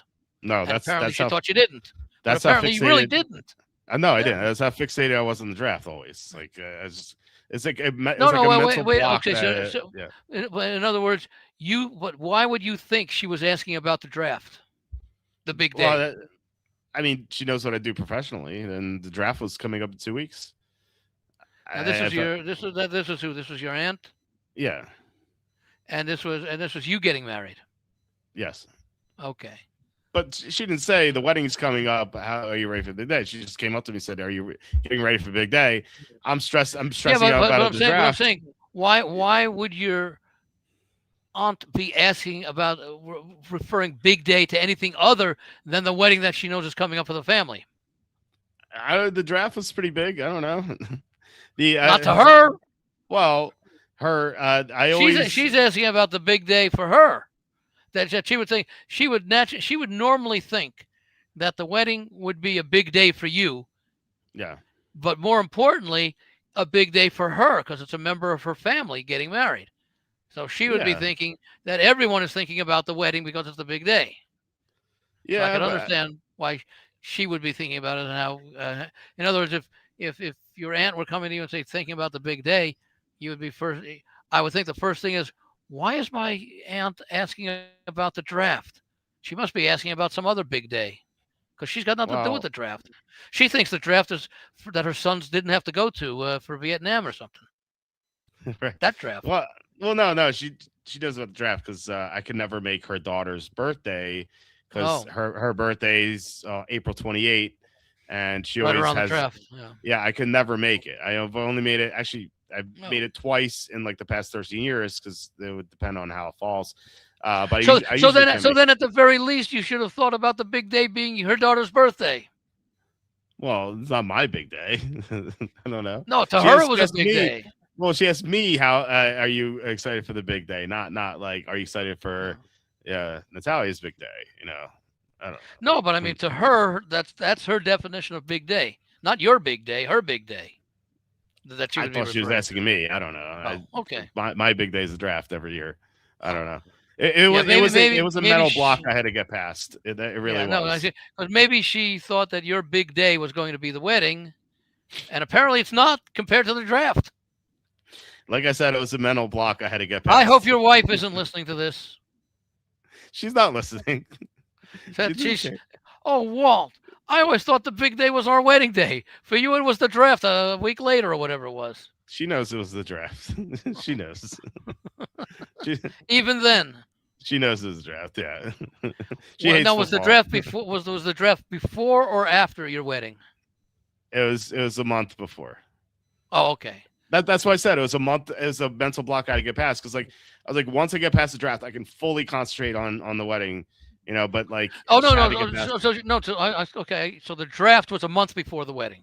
Yeah, Okay. our wedding was Memorial Day weekend. Oh, okay. Because if Yeah. it was the other way around, your wife would be thinking, "You're gonna Oh be able to yeah. make our wedding, aren't you, Walt?" Well, she was like, "You better not be late." That's what she said. It's the only thing she said. You better not be Well, no, late. I'm saying that the timing of it's a good thing that your wedding wasn't, April 20th. Hmm. Oh Yeah. yeah, we wouldn't have done that. I made sure the it wouldn't coincide. The How draft. many times did she suggest an earlier date for the wedding? She wanted it in the fall. She kept saying, and I was like, "That's so difficult." Like, and I'm like, no, like regular people don't have a sense. I should sensible people don't have. Gambling people don't have fall weddings. Right, that's what I'm saying. Yeah, Yeah. sensible people Not don't have regular fall weddings. people. Well, that's why sensible people I think don't have. Full, Um, I don't know. There's a lot of people in the world don't give a damn about football season. well, yeah, that is true, but like they should know that a lot of their guests do though. You And know what I by the mean? way, I'm just interested from an economic and business standpoint if it's cheaper to have a wedding during football season because there aren't as many people getting married during football season as you suggest.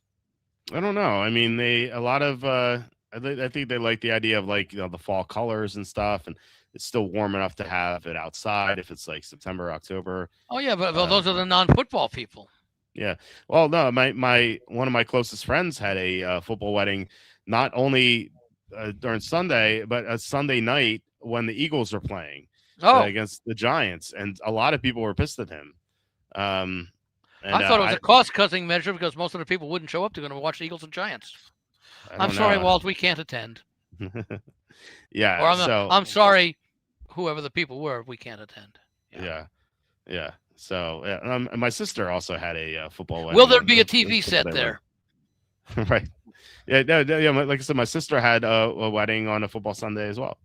So Sorry, I was always big into college football, and I remember like around bar mitzvah time, a good friend of mine was getting bar mitzvah on a Saturday, obviously, mhm, and the reception was going to be right after, and I'm thinking, I hope there's a TV game there. There's a big I know. Texas A&M game, I know. But and sure enough, there was. And these days you can keep track of it on your phone at least. yeah, yeah. Why you keep looking at your phone? I mean, there's something that nobody ever envisioned back then. Oh yeah, yeah, yeah. But yeah, well, weddings, when I go to weddings, and they're not that many anymore. More funerals than weddings, but Mm, they're on Sundays or something like that, which is yeah. NFL, of course. But I don't know, for some reason they don't seem to happen as much in the fall as they do in the spring. Not just for whatever that's worth. But Yeah. yeah, so well, I guess so. You've been married what, about 8 years now? It'll be 8 years in 2 months. In 2 months it'll be 8 years. Yeah. On Memorial Day weekend or something like Mm, that. Memorial One of Day those. weekend, yeah. Hmm. Which day? Which day do you remember? It was the 26th. Very good. Very good. I'm Yeah. impressed. Yeah, Yeah. thanks. A day that you would like to not forget. No, But it was good. It was good. It was the only bad part of the day was taking pictures because it was like 90 degrees and humid. oh, It was so miserable taking pictures outside. was it Everyone was an sweating. indoor reception? It was supposed to be outdoor, and then the as soon as we were supposed to go down the aisle, it started thunderstorming. So everyone had to Oh, move okay. inside. Yeah. It was so No sticky air and so conditioning. hot. No, we were taking pictures outside, so Oh, it okay. And the yeah, humidity of the yeah. thunderstorm aftermath. Well, no, before, so we took pictures beforehand. We Oh, were taking before. pictures Okay. before. So our wedding was like at 5, and so it was just like Ceremony. one. Yeah, the ceremony and the reception. The ceremony's at 5, reception 5:30. All right. The We were taking pictures at 1 and 2 o'clock, and so Oh, it's okay. Much yeah, much earlier. Yeah. yeah. So it's really sticky and humid, hot. Like, it's so You unbearable. could feel the thunderstorms were coming Yeah, and I was because of sweating up a the storm. Like humidity. Yeah. it was so horrible. Were you wearing Like a I was black so tux, a blue tux, gray tux, gray, but yeah. dark So at gray? least it wasn't black. No, just regular gray. At least it Oh, so wasn't it's still black. sweating. Yes, Yeah. yeah. It was that bad outside. So that was the only bad part. But yeah. Otherwise, it was a good day. It's fun. Yeah. And now every May 26th, you're busy breaking down the NFL schedule. That's right. That's how we Sorry, celebrate it. we can't celebrate Memorial Day weekend. The I'm looking to make some over/under win total plays on Monday Yeah, absolutely. or That's whatever what we the have to date do. is. Yeah. Yeah. Or I want to speak with Evan about ladders. Yeah. Well, Evan will be on tomorrow. Yeah. We'll Yeah, I'm be sure you'll be interested, and you'll probably, I would imagine, because you and I really didn't do it, but maybe with Evan tomorrow. And did you do any over/under season win discussions with Evan? No, not yet. No. Okay, because that might be something for tomorrow. For the especially for the viewers who like view like the 3 or 4 days that you do the podcast a week might want to Mhm. know yours, because certainly Evan's thoughts on that. Although I don't know if Evan's a big player on season win totals. Um, he does some. Yeah. But he is going to be on tomorrow to discuss live betting strategies for the NCAA tournament. Oh, okay. So, Yeah. so That's a lot of good opportunities. yeah. So we'll be talking about that. Yeah, should be fun episode. It's a fun episode tonight. We Yeah. got to talk about I everything. may get a chance to watch tomorrow night, Thursday night. Okay. What I got? I got to go. Well, see, I'm fasting right now because I got to get some blood drawn for an appointment next week. So I'll be doing that early Okay. in the morning. Then I'll be pigging out on breakfast. But I don't think I have anything to do tomorrow evening, so that's good. So I'll be able Okay. to listen. Yeah, Okay. no obligations. So Okay. Awesome. So, all right. Anything how else? did we get over 3.5 hours that tonight? That's pretty amazing. It is. It's pretty good. Well, we did have a number of detours. We did. We did. We talked Yeah, about colonoscopies and yeah, the that's a hell dentist at of the a site. detour. Yeah, Yeah. Yeah. Exactly. gives a So, new meaning to a snake draft. right. It's true. All right, guys. Thanks so much for watching, commenting. Really appreciate it. We'll be back tomorrow with Evan and then Friday with Tom. So please hit like, subscribe, comment below, share this video, visit walterfootball.com for tons of content. Visit thelogicalapproach.com. Andy, anything else on the way out? Any maybe the words on No, your site? that's pretty much it. I'm going to start putting up some free basketball and baseball plays up. I haven't been doing that for the last month or so. I've been so busy with everything else that I haven't done a lot with the website. So I'm going to start doing that again right now. Well, not right now, but in the next day or so, as we get towards March. You know, I mean, I love this week, the conference tournament weeks. Okay, and there are more games than you have during the tournament itself, and of course, teams are playing. You know, right now, every game is going to end the season for one of the hundreds of teams that are playing this week and then last week's as well. And then, of course, Selection Sunday will be fun. And then we do our brackets and everything. So I'll be putting some plays up there beginning perhaps in the next few days. Okay. And yeah, Evan's going to be talking about some great strategies to do live. To me, yeah, he's made a killing, I know, so far. So we get to hear from that, and then Tom will be back on Friday, so we'll talk about who knows what on Friday. So, all right, guys, maybe another fast food review. Yes, maybe we'll give him a colonoscopy preview because Tom is 3 years younger than me. So, okay, I'll get to tell him all about it. I guess I don't know. Anyway, thanks guys for watching. Thank you, Dom, and everyone else who's been on. Yeah, for sure. Thanks. And everybody else tonight. Yeah, absolutely. A lot of good comments. Yeah, absolutely. All right, guys. Hope you have a great night, and I'll talk to you tomorrow.